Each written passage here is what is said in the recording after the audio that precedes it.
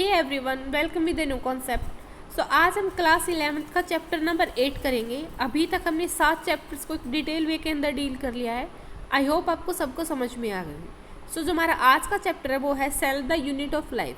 अगर मैं लाइफ की यूनिट की बात करूँ या फिर लाइफ की बेसिक्स की बात करूँ तो वो क्या होती है? सेल होती है। सेल के बिना कोई भी लाइफ पॉसिबल नहीं है। ठीक है, तो सेल सबसे बेसिक यूनिट होती है और बहुत सारी सेल मिलके क्या बनाएंगी? टिश्यू बनाएंगी। देन टिश्यू सिस्टम होगा, देन ऑर्गन सिस्टम, और उसके बाद पूरा का पूरा इंडिविजुअल बनेगा। ठीक है, तो ये कंप्लीट एक हायरार्की होती है कि किसी भी इंडिविजुअल्स या फिर किसी भी ऑर्गेनिजम्स की किस तरीके से फॉर्मेशन होती है। सो इस चैप्टर के अंदर हम सेल के बारे में डिस्कस करेंगे कि कौन कौन सी किस तरीके की सेल्स होती हैं, like prokaryotic cells, eukaryotic cells, plant cells और एनिमल सेल्स के अंदर क्या डिफरेंस होता है। ये सारी चीज़ें इस चैप्टर के अंदर हम डील करेंगे। तो चलिए शुरू करते हैं। सो इसमें सबसे पहले ये बता रखा है कि जितने भी लिविंग ऑर्गेनिजम्स होते हैं उनकी जो बेसिक यूनिट होती है लाइफ की वो सेल होती है। ठीक है, जितने भी ऑर्गेनिजम्स होंगे वो सेल से ही मिलके बने होंगे। और उसके बाद कुछ ऑर्गेनिजम्स ऐसे होते हैं जो कि सिंगल सेल से मिलके बने होते हैं। ठीक है, उनको हम बोल देते हैं यूनिसेलुलर ऑर्गेनिजम्स। या फिर और कुछ ऐसे ऑर्गेनिजम्स होंगे जो कि मल्टी सेल्स, मतलब बहुत सारी डिफरेंट टाइप ऑफ सेल से मिलके बने होंगे, उनको हम बोल देंगे मल्टी सेलुलर ऑर्गेनिजम्स।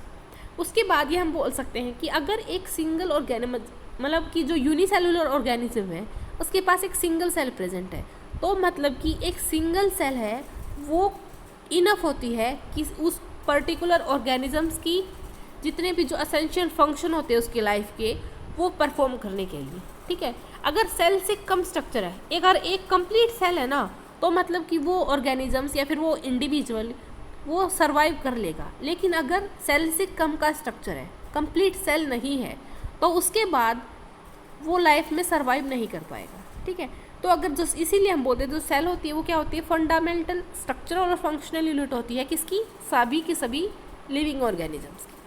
उसके बाद ये देख लेते हैं कि किसने सेल को देखा था। ठीक है, तो ये तो हमें पता है कि सबसे पहले जो रॉबर्ट हुक थे उसने सेल को देखा था, उन्होंने सेल को देखा था। लेकिन उसके बाद ये पता चला कि उन्होंने लिविंग सेल को नहीं देखा, उन्होंने कॉर्क को देखा था। ठीक है, ए पीस ऑफ कॉर्क को देखा था, उन्होंने लिविंग सेल को नहीं देखा। तो सबसे पहले जो लिविंग सेल को देखा वो कौन थे? Anton von Leeuwenhoek. इन्होंने लिविंग सेल को देखा था, लाइव सेल को देखा था। जो रॉबर्ट ब्राउन थे उन्होंने किसकी डिस्कवरी की थी? न्यूक्लियस की डिस्कवरी की थी। अभी ये न्यूक्लियस क्या है वो इस चैप्टर के अंदर आप आगे चलोगे ना तो सारी चीज़ें समझ में आ जाएंगी कि न्यूक्लियस क्या होता है, सेल वॉल क्या होती है। ठीक है, ये सारी चीज़ें आगे आपको अच्छे से समझ में आएंगी। लेकिन जो ये चीज़ें हैं ना, ये याद रखना कि ये क्वेश्चन में पूछ लिया जाता है कॉम्पिटिटिव एग्जाम्स के अंदर कि जो लाइव सेल को सबसे पहले किसने देखा था या फिर न्यूक्लियस की डिस्कवरी किसने की थी। तो इसके बारे में हम देख लें कि एंटोन वॉन ल्यूवेनहुक ने तो लाइव सेल को देखा था और रॉबर्ट ब्राउन ने न्यूक्लियस की डिस्कवरी की थी। उसके बाद हम देखते हैं, आते हैं सेल थ्योरी के ऊपर। ठीक है, ये तो जस्ट बता दिया कि सेल मतलब कि किसने डिस्कवरी की थी, किसने न्यूक्लियस की डिस्कवरी की थी और किसने लाइव सेल को देखा था। ठीक है, अब हम बात करते हैं सेल थ्योरी की। सेल थ्योरी भी दी थी, तो ये एक क्वेश्चन भी आता कि सेल थ्योरी किसने दी थी? सेल थ्योरी दी थी शेल्डन और क्वान ने। ठीक है, जो शेल्डन थे वो थे जर्मन बॉटनिस्ट। उन्होंने क्या देखा था? उन्होंने प्लांट सेल को ऑब्जर्व किया था, बहुत सारे प्लांट्स को उन्होंने देखा। उसके बाद उसने बहुत सारी प्लांट सेल्स को ऑब्जर्व किया। ठीक है, और ये देखा कि जो प्लांट होती है डिफरेंट टाइप की सेल से मिलके बनी होती है। प्लांट सेल्स होती है वो डिफरेंट टाइप्स की होती है। ठीक है, उसके बाद उसी टाइम पे ही जो दूसरे साइंटिस्ट थे वो थे थियोडोर क्वान, जो कि जूलॉजिस्ट थे। ठीक है, जो शेल्डन थे वो बॉटनिस्ट थे। बॉटनिस्ट होते हैं मतलब जो प्लांट पे स्टडी करते हैं, और जूलॉजिस्ट होते हैं जो कि एनिमल्स के सेल के ऊपर स्टडी करते हैं, एनिमल्स के ऊपर स्टडी करते हैं। जो स्क्वान थे उन्होंने देखा कि एनिमल सेल के बारे में उन्होंने डिस्कवरी की। ठीक है, उन्होंने ये बताया कि जो एनिमल की जो आउटर जो कवरिंग होती है वो एक थिन लेयर होती है। ठीक है, इसको हम बोल देते हैं प्लाज्मा मेम्ब्रेन। प्लाज्मा मेम्ब्रेन क्या होती है वो भी इस चैप्टर के अंदर डिटेल वे के अंदर आपको सबको समझ में आ जाएगी कि किस तरीके से सेल होती है। जब मैं डायग्राम दिखाऊंगी आपको तो डायग्राम के थ्रू आपको अच्छे से समझ में आ जाएगा कि सेल वॉल कैसी होती है, प्लांट जो प्लाज्मा मेम्ब्रेन होती है ये कैसी होती है, इसका नेचर कैसा होता है, ये सारी चीज़ें डिस्कस करेंगे। ठीक है, उसके बाद में इन्होंने दोनों साइंटिस्ट ने ये बताया कि जो प्लांट्स और एनिमल्स, प्लांट के पास तो होती है सेल वॉल, लेकिन एनिमल के पास सेल वॉल नहीं होती, उनके पास होती है सिर्फ सेल मेम्ब्रेन, जिसको हम प्लाज्मा मेम्ब्रेन भी बोल देते हैं, ठीक है।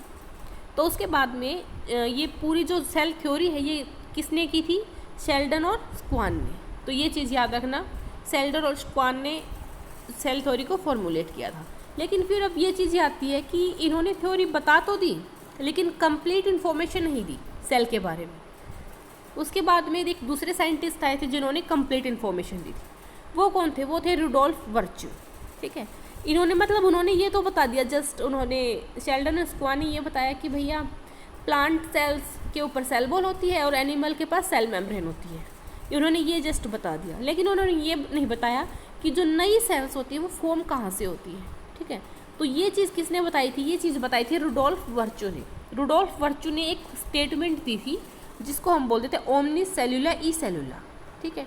इसकी ये क्या होती है, मतलब कि इसका जो अगर मैं मीनिंग की बात करूँ तो इसका मीनिंग होता है कि जो नई सेल होती है वो कहाँ से, और मतलब कहाँ से उसकी जो फॉर्मेशन होगी, वो कहाँ से नई सेल बनेगी, वो बनेगी प्री एग्जिस्टिंग सेल से। मतलब कि कोई एक सेल है वो डिवाइड करके दो सेल्स में बनेगी, ठीक है। तो ये दो सेल्स होते हैं नई सेल्स, ये पुरानी सेल से ही बनेगी। तो इसी स्टेटमेंट को अगर मैं एक बायोलॉजिकल टर्म की बात करूँ तो उन्होंने दिया था ओमनी सेलुला ई सेलुला।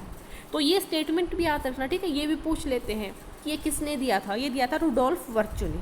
तो इसके बाद ये तो 3-4 चीज़ें हो गई, ठीक है, जो कि सेल थ्योरी को कम्प्लीटली बताते हैं। कम्प्लीटली हम सेल थ्योरी के बारे में अगर मैं बात कर दूँ तो ये 3 चीज़ें होगी, ठीक है। एक तो ये हो गया कि जो जितने भी लिविंग ऑर्गेनिजम्स होंगे वो किससे बने होंगे, सेल से या फिर उसके सेल प्रोडक्ट से मिलके बने होंगे। सेल प्रोडक्ट्स कौन से होते हैं, ठीक है। तो सेल प्रोडक्ट्स के अंदर सेल के मतलब सेल प्रोडक्ट मतलब कि सेल की आउटर कवरिंग कैसी होती है, सेल के इंटरनल मतलब सेल के अंदर कौन कौन सी चीज़ें प्रेजेंट होती हैं, ये चीज़ें। और सेल जो अराइज होगी वो प्री एग्जिस्टिंग सेल से अराइज होगी, ठीक है। तो ये चीज़ें, ये बात होगी सेल थ्योरी की। तो उसके बाद हम देखते हैं एक ओवरव्यू सेल का। इसके अंदर मैं जस्ट एक ओवरव्यू बता रही हूँ, इसके अंदर कोई भी ऐसा नहीं है कि प्लांट सेल्स और एनिमल सेल्स, प्रोकैरियोटिक यूकैरियोटिक की सेल के बारे में थोड़ा डिफ्रेंशिएट कर रही हूँ, ठीक है। एक ओवरव्यू बता रही हूँ सेल के बारे में। तो सबसे पहले अगर मैं अनियन की बात करूँ, अनियन सेल्स की, तो अनियन सेल्स कैसी होती है, प्लांट सेल होती है। तो अनियन सेल्स के पास क्या होती है, एक सेल वॉल प्रेजेंट होती है। एक आउटर जो बाउंड्री होगी उसके पास सेल वॉल प्रेजेंट होगी, उसके अंदर फिर सेल मेम्ब्रेन प्रेजेंट होगी। अनियन की मतलब अनियन की बात करें तो प्लांट सेल्स हो गया, ठीक है। अगर मैं ह्यूमन चिक्स की बात करूँ जो कि एनिमल्स है, एनिमल की बात करूँ तो उनके पास जस्ट एक आउटर मेम्ब्रेन होती है जिसको हम प्लाज्मा मेम्ब्रेन या फिर सेल मेम्ब्रेन बोल देते हैं। उसके बाद अगर मैं बात करूँ कि जो हर सेल के अंदर क्या होता है, न्यूक्लियस प्रेजेंट होगा, ठीक है। मतलब सेल के अंदर न्यूक्लियस प्रेजेंट होगा। न्यूक्लियस क्या करता है कि जो मैं बता रही हूँ ना, जैसे कि नई सेल्स की फॉर्मेशन होती है, नई सेल्स की फॉर्मेशन प्री एग्जिस्टिंग सेल के फॉर्मेशन से होगी। तो वो किसकी वजह से होगी, वो उसके पास कुछ ऐसे जेनेटिक मटेरियल होता है जिसको हम बोलते हैं डीएनए, उसकी वजह से, जो कि किस में प्रेजेंट होगा, न्यूक्लियस के अंदर प्रेजेंट होगा। न्यूक्लियस के पास क्रोमोजोम्स होंगे, क्रोमोजोम्स के अंदर क्या होंगे, डीएनए प्रेजेंट होगा, जीन्स प्रेजेंट होंगे। उनकी वजह से जो प्री एग्जिस्टिंग सेल्स होती है वो नई सेल्स के अंदर फॉर्मेशन कर जाएंगी, नई सेल्स की फॉर्मेशन हो जाएगी। तो जिसके पास जो न्यूक्लियस होता है उसके जिसके पास मेम्ब्रेन बाउंड न्यूक्लियाई प्रेजेंट होगा उसको हम बोल देंगे यूकैरियोटिक सेल्स, और जिसके पास ये मेम्ब्रेन बाउंड न्यूक्लियस प्रेजेंट नहीं होगा उसको हम बोल देंगे प्रोकैरियोटिक सेल्स, ठीक है।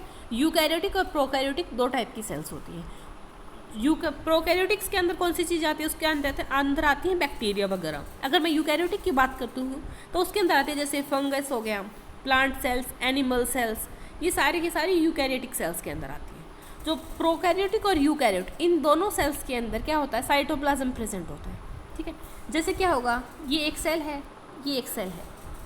अगर मैं एक जस्ट नॉर्मल बता रही हूँ, ठीक है, तो दोनों सेल्स के अंदर जो अंदर वाला जो चीज़ होता है ना उसको हम बोल देते हैं साइटोप्लाज्म, ठीक है।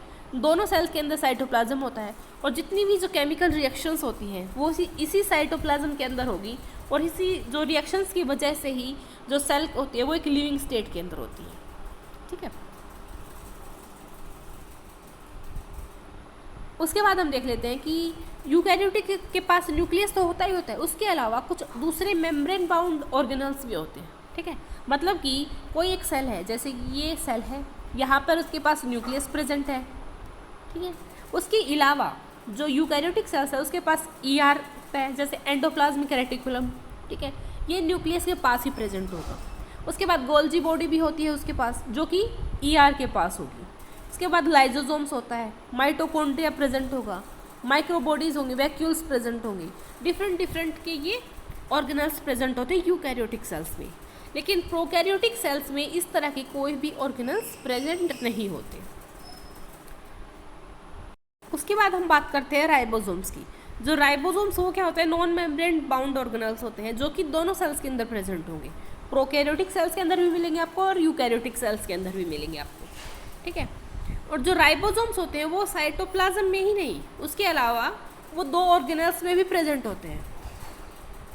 कौन कौन से, जो एक तो होता है क्लोरोप्लास्ट, प्लांट के अंदर क्लोरोप्लास्ट ऑर्गेनल्स होते हैं, और माइटोकॉन्ड्रिया और रफ ईआर के अंदर। जो ईआर होता है एंडोप्लाज्मिक रेटिकुलम, ये दो टाइप का होता है, एक होता है स्मूथ ईआर, एक होता है रफ ईआर, ठीक है। तो जो रफ ईआर होता है और स्मूथ ईआर के अंदर यही डिफरेंस होता है कि जो स्मूथ एंडोप्लाज्मिक रेटिकुलम होते हैं उसके पास राइबोसोम प्रेजेंट नहीं होते, और जो रफ एंडोप्लाज्मिक रेटिकुलम होते हैं उनके पास राइबोसोम प्रेजेंट होते हैं, ठीक है। यही डिफरेंस होता है। तो जो राइबोसोम है वो कहाँ पे, वो साइटोप्लाज्म में तो प्रेजेंट होगा ही, उसके अलावा वो क्लोरोप्लास्ट के अंदर भी प्रेजेंट होगा। क्लोरोप्लास्ट क्या करता है, फोटोसिंथेसिस में हेल्प करवाता है, और फोटोसिंथेसिस किस में होगा, सिर्फ प्लांट में ही होगा, ठीक है। एनिमल्स के अंदर तो फोटोसिंथेसिस नहीं हो सकती है, तो क्लोरोप्लास्ट सिर्फ प्लांट के अंदर प्रेजेंट होगा। और माइटोकॉन्ड्रिया के अंदर भी प्रेजेंट होता है ये राइबोसोम्स, और रफ ईआर के अंदर होता है, ठीक है। उसके बाद जो एनिमल सेल्स होते हैं उसके अंदर एक दूसरा नॉन मेम्ब्रेन बाउंड ऑर्गेनल्स भी प्रेजेंट हो, जिसको हम बोलते हैं सेंट्रोसोम, जो कि किस में हेल्प करता है, सेल डिवीजन में हेल्प करता है। कि सेल का कोई डिवीजन होगा, जैसे ये सेल है, इस सेल का डिवीजन होके ये दो सेल बनेंगी ना, इस तरीके से दो सेल बनेंगी, तो सेल के डिवीजन में सेंट्रोसोम्स हेल्प करते हैं एनिमल सेल्स के अंदर। फिर नेक्स्ट हम देखते हैं कि जो सेल होते हैं उनका साइज अलग अलग होता है, ठीक है। डिफरेंट डिफरेंट टाइप की सेल्स, कई सेल्स बहुत छोटी होती है, कई सेल्स काफ़ी बड़ी होती है। जैसे कि अगर मैं माइकोप्लाज्म की बात करूँ तो सबसे छोटी सेल्स होती हैं। तो ये चीज़ भी याद रख लेना कि अगर किसी भी एग्जाम्स के अंदर ये पूछ लिया जाए कि सबसे स्मॉलेस्ट सेल कौन सी होती है, तो वो होती है माइकोप्लाज्म, ठीक है। कितनी लेंथ होगी इसकी, 0.3 माइक्रोमीटर होगी उसकी लेंथ, ठीक है। और जो बैक्टीरिया होता है वो क्या होगा, 3 to 5 माइक्रोमीटर होगा। उसके बाद जो ऑस्ट्रिच का जो एग होता है वो सबसे लार्जेस्ट होते हैं, वो जो सबसे लार्जेस्ट सेल्स होती है वो ऑस्ट्रिच के एग की होती है, सबसे लार्जेस्ट। सबसे स्मॉलेस्ट होती है माइकोप्लाज्म की, और सबसे लार्जेस्ट जो सेल्स होगी वो किसकी होगी, एग होगा किसी भी ऑस्ट्रिच का। उसके बाद कुछ मल्टी सेलुलर ऑर्गेनिजम्स होते हैं, जैसे कि उनके अंदर ह्यूमन रेड ब्लड सेल्स होती हैं, ठीक है, आरबीसीज होती हैं। उनका जो डायमीटर होता है वो कितना होता है, 7.0 डायमीटर होगा, माइक्रोमीटर, ठीक है। जो नर्व सेल्स होती हैं वो काफ़ी लॉन्गेस्ट होती है, काफ़ी नर्व सेल्स होती हैं वो।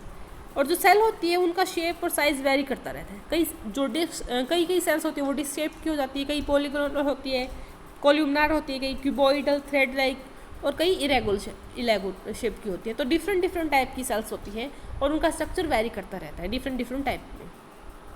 जैसे कि मैं डायग्राम की बात करूँ, देखो इस डायग्राम के अंदर आपको अलग अलग सेल्स दिखेंगे डिफरेंट शेप्स की, साइज़ की। सबसे पहले होती है आरबीसीज। आरबीसी किस तरह की होंगी, राउंड शेप की होंगी या फिर बाइकनकेव शेप की होंगी, ठीक है ये। फिर होती है डब्ल्यूबीसीज किस तरीके की होंगी, अमीबॉइड लाइक होंगी। उसके बाद आती हैं कोल्यूमनार एपिथेलियल सेल्स होती हैं, वो इस तरीके की होती हैं। फिर नर्व सेल्स होती हैं, ये होता है ट्रैकिड्स, ठीक है, ये इलोंगेटेड सेल्स होती हैं। उसके बाद मीजोफिल सेल्स आती है, मीजोफिल सेल्स लीव्स के अंदर प्रेजेंट होती है। ट्रैकिड्स किसके अंदर प्रेजेंट होगा, जाइलम के अंदर प्रेजेंट होंगे। तो डिफरेंट सेल्स होती है, उनका जो शेप होता है, साइज होता है, वो वेरी करता रहता है, ठीक है। तो ये तो हमने जस्ट एक ओवरव्यू देखा है सेल्स का कि किस किस तरीके से, मतलब ऑर्गेनल्स प्रेजेंट होते हैं नहीं होते हैं, सेल के अंदर जो शेप होता है, साइज होता है, वो वेरी करता रहता है। ये जस्ट हमने एक ओवरव्यू देखा है। अब हम बात करते हैं पूरे, मतलब सेल होती, मतलब कौन कौन से, जैसे प्रोकैरियोटिक सेल्स के बारे में एक डिफरेंट पूरा देखेंगे उसके बारे में, ठीक है, डिटेल में। उसके बाद हम यूकैरियोटिक सेल्स के बारे में एक डिटेल में देखेंगे। तो सबसे पहले हम शुरू करते हैं प्रोकैरियोटिक सेल्स के बारे में, ठीक है। तो सेल दो तरीके की होती है, प्रोकैरियोटिक और यूकैरियोटिक्स। प्रोकैरियोटिक्स के अंदर जर्नली कौन से आते हैं, प्रोकैरियोटिक्स के अंदर आते हैं bacteria, blue green alga, mycoplasma, PPLO होता है प्लूरोनिमोनिया लाइक ऑर्गेनिजम्स, ठीक है। तो ये जितने भी जैसे जर्नली हम इसके अंदर जो एग्जाम्पल लेके चलते हैं वो हम लेके चलते हैं बैक्टीरिया का, ठीक है। बैक्टीरिया के एग्जाम्पल के थ्रू ही हम प्रोकैरियोटिक सेल्स को समझने की कोशिश करते हैं। ये स्मॉलर साइज़ की होती है बहुत सारी, और ये मल्टीप्लाई बहुत जल्दी करती है, मतलब इनके अंदर रिप्रोडक्शन जो कैपेसिटी होती है वो बहुत ज़्यादा होती है, ठीक है, एज़ कंपेरिजन टू यूकैरियोटिक्स के। ये 4 टाइप, मतलब डिफरेंट जो बैक्टीरिया होती है उनकी जो शेप्स होती है वो 4 तरह की होती हैं, अलग अलग टाइप की। जैसे कुछ होते हैं बेसिलस बैक्टीरिया होती है, इनकी शेप किस तरीके की होगी, रोड लाइक होगी, ठीक है, इस तरीके से। एक कोकस होते हैं, ये स्फेरिकल शेप के होंगे। विब्रियो होते हैं, ये कोमा शेप के होंगे, इस तरीके से, ठीक है। फिर हम बात करते हैं स्पाइरलम की, ये स्पाइरल लाइक होंगे, इस तरीके से। तो जो प्रोकैरियोटिक सेल्स होते हैं उनकी जो सेल वॉल प्रेजेंट, उनके पास सेल वॉल प्रेजेंट होगी, ठीक है, लेकिन इनकी सेल वॉल और जो प्लांट सेल में जो सेल वॉल होती है वो डिफरेंट होती है। प्लांट सेल की सेल वॉल किससे बनी होती है, सेल्यूलोज की बनी होती है, और जो प्रोकैरियोटिक की जो सेल वॉल होती है वो किससे बनी होगी, पेप्टिडोग्लाइकन लेयर की बनी होगी, ठीक है। इनके पास सेल वॉल प्रेजेंट होगी सभी की सभी प्रोकैरियोटिक के पास, लेकिन सिर्फ किसको छोड़ के, सिर्फ और सिर्फ माइकोप्लाज्म को छोड़ के जितने भी प्रोकैरियोटिक्स होंगे उनके पास सेल वॉल प्रेजेंट होगी। और जो फ्लूइड मैट्रिक्स होता है, जिसके जो सेल के अंदर जो प्रेजेंट होता है उसको हम बोल देते हैं साइटोप्लाज्म, ठीक है। जैसे कि डायग्राम की हेल्प से आपको मैं दिखाती हूँ अभी। ये देखिए, अगर मैं एक यूकैरियोटिक सेल्स की बात करती हूँ तो यूकैरियोटिक सेल्स किस तरीके की होगी, देखो इस तरीके की होगी, बड़ी सारी सेल्स। ये अंदर वाला आपको दिख रहा है, ये न्यूक्लियस है, ठीक है, ये सारे ऑर्गेनेल्स हैं। ये क्या है, ये माइटोकॉन्ड्रिया है। ये क्या होगा, ये गोल्जी बॉडीज़ होंगी, ये लाइजोसोम्स हो गए, ठीक है। ये क्या होता है, ये होता है रफ ईआर प्रेजेंट होता है ना, ये रफ ईआर प्रेजेंट होता है। ये होता है यूकैरियोटिक सेल्स के अंदर। ये डिफरेंट, जैसे यूकैरियोटिक सेल्स का साइज देखो कितना बड़ा है, 10 to 20 माइक्रोमीटर है। अगर मैं प्रोकैरियोटिक सेल्स के अंदर बैक्टीरिया का साइज देखूँ तो 1 to 2 माइक्रोमीटर होगा इसका, इतना सा साइज होता है। वो बिल्कुल बहुत माइक्रोस्कोप की हेल्प से हम बैक्टीरिया को देख सकते हैं, ठीक है। और ये होता है PPLO, ठीक है, ये होता है वायरस। इनका साइज काफ़ी छोटा होता है प्रोकैरियोटिक सेल्स का as comparison to eukaryotic sales.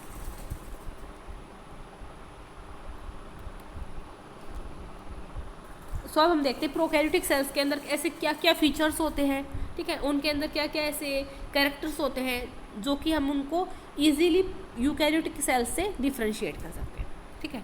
तो ये कुछ जर्नल फीचर्स हैं जो हम देखेंगे। सबसे पहले तो हमने वहाँ पर भी बात की थी कि जो प्रोकैरियोटिक सेल्स होते हैं उनके पास कोई भी न्यूक्लियस प्रेजेंट नहीं होता। न्यूक्लियस तो होगा, न्यूक्लियस होगा तभी तो एक बैक्टीरिया दो, मतलब आगे उनके डॉटर बैक्टीरिया के अंदर डिवाइड कर पाएगा, न्यूक्लियस तो होगा, ठीक है। लेकिन इनके पास जो कम्प्लीटली जो न्यूक्लियर मेम्ब्रेन होती है ना, जैसे यूकैरियोटिक में आपने देखा ना, डायग्राम दिखाती हूँ, देखो यूकैरियोटिक्स के अंदर कंप्लीट एक मेम्ब्रेन प्रेजेंट होती है, ये रही, ठीक है, ये मेम्ब्रेन प्रेजेंट होगी, उसके अंदर न्यूक्लियस प्रेजेंट होगा। लेकिन जो प्रोकैरियोटिक सेल्स होती हैं उनके अंदर इस तरीके का कोई भी आउटर कवरिंग नहीं होती। उनके अंदर जो न्यूक्लियर जो जेनेटिक मटेरियल होता है वो ऐसे ही पड़ा रहता है, ठीक है। जैसे एक अगर ये सेल है तो उसके अंदर न्यूक्लियस मटेरियल इस तरीके से ही रहेगा, उनके आउटर कवरिंग नहीं होगी न्यूक्लियर मेम्ब्रेन। उसके बाद हम देखते हैं कि इनके पास जीनोमिक डीएनए के साथ साथ, जैसे जीनोमिक डीएनए उनके पास सिंगल क्रोमोसोम या सर्कुलर डीएनए होगा, उसके साथ साथ कुछ एक एक्स्ट्रा डीएनए भी प्रेजेंट होता है, ठीक है, जो कि स्मॉल सर्कुलर डीएनए होता है, जो कि आउटसाइड प्रेजेंट होगा। मतलब एक तो जीनोमिक डीएनए होगा, उसके आउटसाइड में एक और डीएनए प्रेजेंट होगा, ठीक है, जिसको हम बोल देते हैं प्लाज्मिड। और जो प्लाज्मिड होता है ये क्या करता है, प्लाज्मिड के पास कुछ ऐसे स्पेशल कैरेक्टर होते हैं, ठीक है, प्लाज्मिड के पास कुछ ऐसे स्पेशल कैरेक्टर होते हैं जो कि बैक्टीरिया को किसी भी एंटीबायोटिक से रेजिस्टेंट करवाने में हेल्प करते हैं। तो इस स्टेटमेंट को मैं थोड़ा सा एक्सप्लेन करती हूँ, ठीक है। एंटीबायोटिक्स क्या होती हैं, कुछ इस तरीके की एंटीबायोटिक्स होती हैं जो कि बैक्टीरिया को, जैसे एंटीबायोटिक डिफरेंट टाइप की होती है, जैसे देखो पेनिसिलिन हो गया, स्ट्रेप्टोमाइसिन हो गया, एम्फिसिलिन्स हो गया, ये डिफरेंट टाइप की एंटीबायोटिक्स होती हैं। अगर बैक्टीरिया के पास, देखो बैक्टीरिया के पास और एंटीबायोटिक रेजिस्टेंट होगा कोई भी ऑर्गेनिजम्स, कोई भी बैक्टीरिया, तो मतलब कि अगर वो एंटीबायोटिक हम उसको दे देंगे तभी भी वो सर्वाइव कर जाएगा, क्योंकि वो एंटीबायोटिक रेजिस्टेंट है। और एंटीबायोटिक रेजिस्टेंट प्रोवाइड कौन करता है, ये प्रोवाइड करता है प्लाज्मिड। प्लाज्मिड के पास अगर देखो, अगर हमने एक ले लिया, कोई भी मिक्सचर ले लिया, उसके पास उसमें हमने डाल दिया कोई भी एंटीबायोटिक डाल दिया, ठीक है, चलो ये मान लो स्ट्रेप्टोमाइसिन एंटीबायोटिक हमने डाल दिया कोई भी मिक्सचर के अंदर, फिर हमने डाल दिया इसके अंदर एक बैक्टीरिया ग्रो करवा दिया, ठीक है। अगर उस बैक्टीरिया के पास प्लाज्मिड है और प्लाज्मिड के पास उसके पास एंटी स्ट्रेप्टोमाइसिन एंटीबायोटिक है उसके पास, उस बैक्टीरिया के पास, तो वो क्या करेगा, वो उस मिक्सचर के अंदर सर्वाइव कर जाएगा और नई कॉलोनीज बना लेगा अपनी, ठीक है, नई डॉटर सेल्स बना लेगा। तो उसके पास वो कैरेक्टर हो गया कि वो उस एंटीबायोटिक के अगेंस्ट सर्वाइव कर रहा है। तो ये स्पेशल फीचर किसके अंदर होता है, ये स्पेशल फीचर होता है प्लाज्मिड्स के अंदर। उसके बाद जो न्यूक्लियर मेम्ब्रेन होती है वो सिर्फ यूकैरियोटिक्स में प्रेजेंट होती है, ये तो पता ही है, ठीक है। और जो प्रोकैरियोटिक्स होते हैं उनके पास एक स्पेशल टाइप यूनिक फॉर्म होते हैं, इंक्लूजन, ठीक है। और उसके अलावा जो प्रोकैरियोटिक्स की जो आउटर लेयर होती है, जैसे ये आउटर लेयर है प्रोकैरियोटिक की, इनके अंदर क्या होगा, कुछ जो आउटर जो सेल मेम्ब्रेन होती है उसकी इनफोल्डिंग हो जाएगी इस तरीके से, जो कि किसकी फॉर्मेशन कर लेगी, ये जो इनफोल्डिंग होती है ये बना लेती है मीजोजोम की फॉर्मेशन कर लेती है। ये इसका स्पेशल फीचर होता है कि अगर पूछ लेना कि मीजोजोम किसके अंदर प्रेजेंट होता है, तो वो प्रोकैरियोटिक के अंदर ही प्रेजेंट होगा। उसके बाद हम देखते हैं इनकी सेल एनवेलप कैसी होती है, इसकी मॉडिफिकेशंस क्या क्या होती है इसके अंदर। सो देखिए, अगर मैं सेल एनवेलप की बात करती हूँ तो बैक्टीरिया के पास 3 लेयर होती है। सबसे जो आउटर मोस्ट लेयर होगी उसको हम बोलते थे ग्लाइकोकैरेक्स, जो कि 2 तरीके की होती है, स्लाइम लेयर भी हो सकती है और कैप्सूल्स भी हो सकती है, ठीक है। कि जो आउटर लेयर बिल्कुल लूज तरीके की होगी, ठीक है, लूज शीट होगी तो उसको हम बोल देंगे स्लाइम लेयर, और अगर थिक और टफ होगी तो उसको हम बोल देंगे कैप्सूल, जो आउटर लेयर होती है। उसके अंदर आएगी सेल वॉल, ठीक है। सेल वॉल किस नेचर की होगी, इसकी पेप्टिडोग्लाइकेन नेचर की होगी। उसके अंदर आएगी प्लाज्मा मेम्ब्रेन। फिर जो बैक्टीरिया होते हैं वो 2 टाइप के होते हैं, एक तो ग्राम पॉजिटिव, एक होता है ग्राम नेगेटिव, जो स्टेन को ऑब्जॉर्व कर ले। मतलब कि अगर किसी भी बैक्टीरिया को अगर मैं स्टेन में डाल दूँ और स्टेन को वो ऑब्जॉर्व कर ले, स्टेन को अगर वो ले ले तो वो हो जाएगा ग्राम पॉजिटिव, और जो नहीं ले पाता है स्टेन को उसको हम बोल देते हैं ग्राम नेगेटिव। जो ग्लाइकोकैलेक्स की वो हमने बात बता दिया कि 2 तरीके की होंगी, स्लाइम लेयर और कैप्सूल्स। जो सेल वॉल होती है इसकी, जो आउटर कवरिंग होती है, वो ऑब्वियस सी बात है कि जो आउटर कवरिंग होगी वो उस सेल को प्रोटेक्ट करके रखेगी, ठीक है, और बैक्टीरिया को बचाएगी किसी भी ब्रस्ट करने से या फिर कोलैप्स होने से। इन 2-4 चीज़ों से बैक्टीरिया को प्रोटेक्ट करके रखेगी, ठीक है, और स्ट्रक्चरल सपोर्ट प्रोवाइड करेगी बैक्टीरिया को, जो आउटर जो कवरिंग होती है। देखिए बैक्टीरिया को आपको मैं बैक्टीरिया का डायग्राम दिखाती हूँ। ये देखिए, अभी जो हमने चीज़ें पढ़ी ना वो सारी चीज़ें इसके अंदर आ जाएंगी। देखो आउटर कवरिंग क्या होती है, कैप्सूल होती है। कैप्सूल है तो मतलब कैसी है, इसकी जो आउटर वो कवरिंग है वो थिक है और टफ है, ठीक है, इसको इसलिए हम इसको बोलते हैं कैप्सूल। उसके बाद होती है इसके अंदर सेल वॉल, उसके बाद आती है प्लाज्मा मेम्ब्रेन, उसके अंदर आता है फिर साइटोप्लाज्म। ये देखो ये होता है प्लाज्मिड होता है, ठीक है। ये क्या होता है, न्यूक्लियोइड डीएनए। देखो इस तरीके से जेनेटिक मटेरियल होता है वो इस तरीके से प्रेजेंट होता है। उसके आउटर कवरिंग में कोई भी इस तरीके की मेम्ब्रेन प्रेजेंट नहीं होती है। उसके बाद आता है इंक्लूजन। इंक्लूजन क्या करता है, स्टोरेज होता है, मतलब एक तरीके से स्टोर करने का काम करता है। यह होता है इनफोल्डिंग में, जो सेल वॉल जो सेल मेम्ब्रेन होती है उसकी इनफोल्डिंग होगी इस तरीके से, और क्या बना लेगी, मीजोजोम बना लेगी, ठीक है। उसके बाद आता है ये पीलस।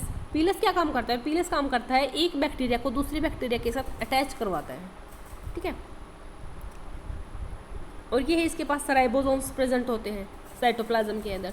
तो आप इस डायग्राम में ही देख सकते हो, इसके पास ना ही कोई इस तरीके के दूसरे ऑर्गेनल्स प्रेजेंट होते हैं, जैसे माइटोकॉन्ड्रिया, ईआर, इस तरह के कोई भी ऑर्गेनल प्रेजेंट नहीं होते। और ये देखो फ्लैजिला होते हैं। फ्लैजिला क्या करवाते हैं, फ्लैजिला मूवमेंट के अंदर हेल्प करवाते हैं। कोई भी बैक्टीरिया अगर मूव कर रहा है तो फ्लैजिला के थ्रू करेगा। उसके बाद हमने देखा कि जो प्लाज्मा मेम्ब्रेन होती है इसकी, प्लाज्मा मेम्ब्रेन बिल्कुल अंदर वाली लेयर होगी, ठीक है, इनर मोस्ट होगी।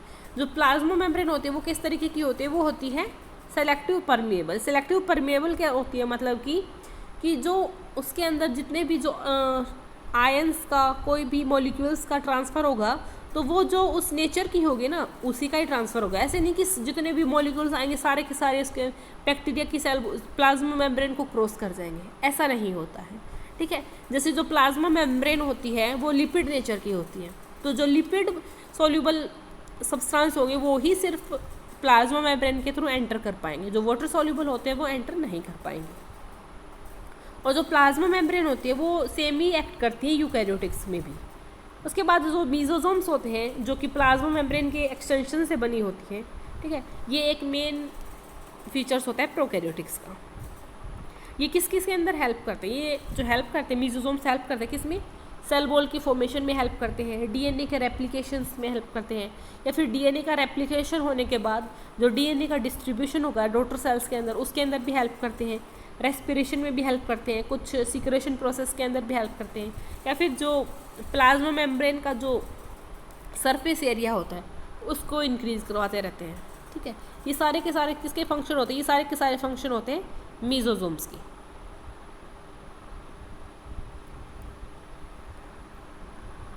उसके बाद कुछ बैक्टीरिया होते हैं जैसे कि साइनोबैक्टीरिया, उनके पास जो आउटर जो मेम्ब्रेन एक्सटेंशन होगा, जैसे उस यहाँ पर तो बैक्टीरिया के पास तो हो रहा था मीजोसोम, उनके अंदर क्या होता है? क्रोमेटोफोर्स होते हैं जो कि क्या करते हैं? पिगमेंट्स होते हैं उनके पास साइनोबैक्टीरिया के अंदर, ठीक है।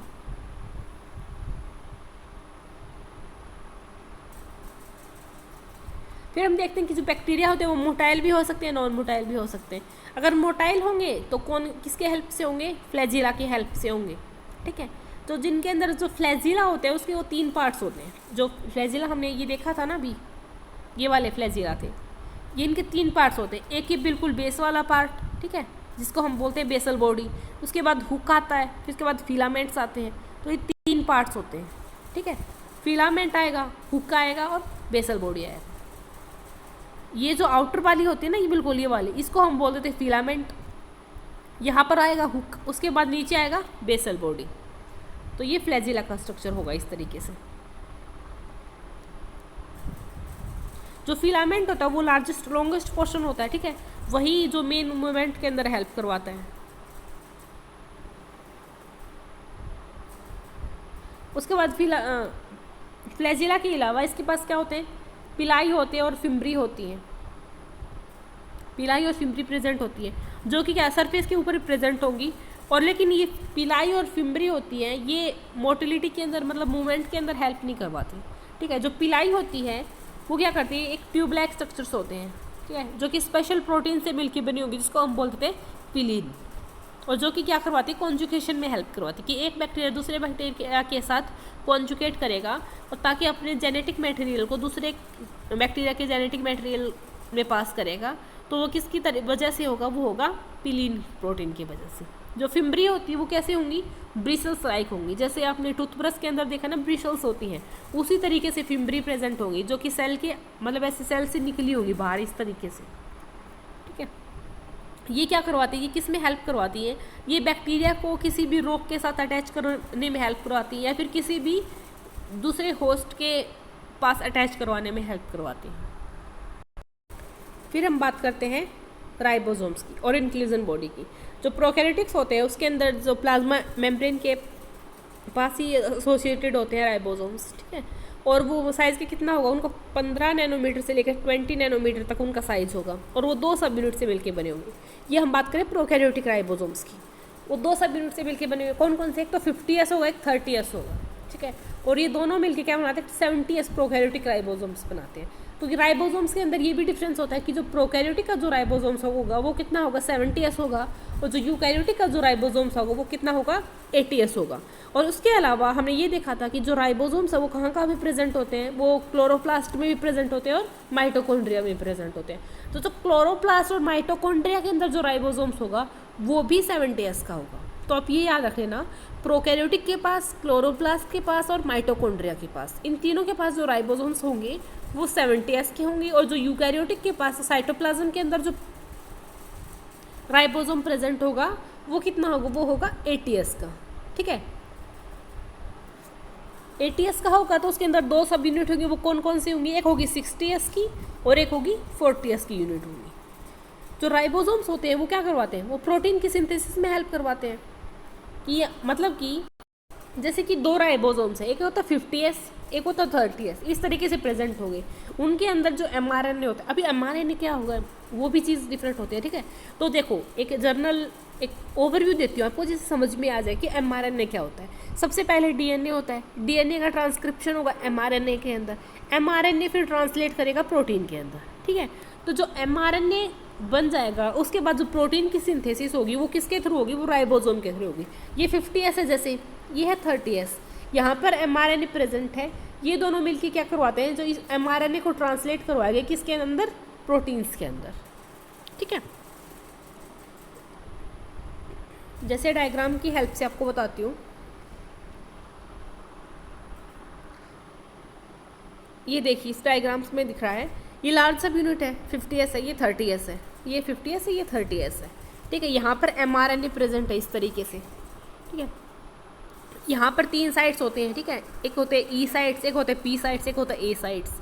यहाँ पर अमाइनो एसिड्स आते हैं, अमाइनो एसिड्स के बारे में हम बाद में डिस्कस करेंगे, ठीक है। अमाइनो एसिड्स आते हैं इस तरीके से, जो ये कोडोन्स होते हैं, ठीक है, 3-3 करके कोडोन्स होते हैं, उनके पास एंटी कोडोन्स आएंगे, उसके बाद प्रोटीन की फॉर्मेशन होगी।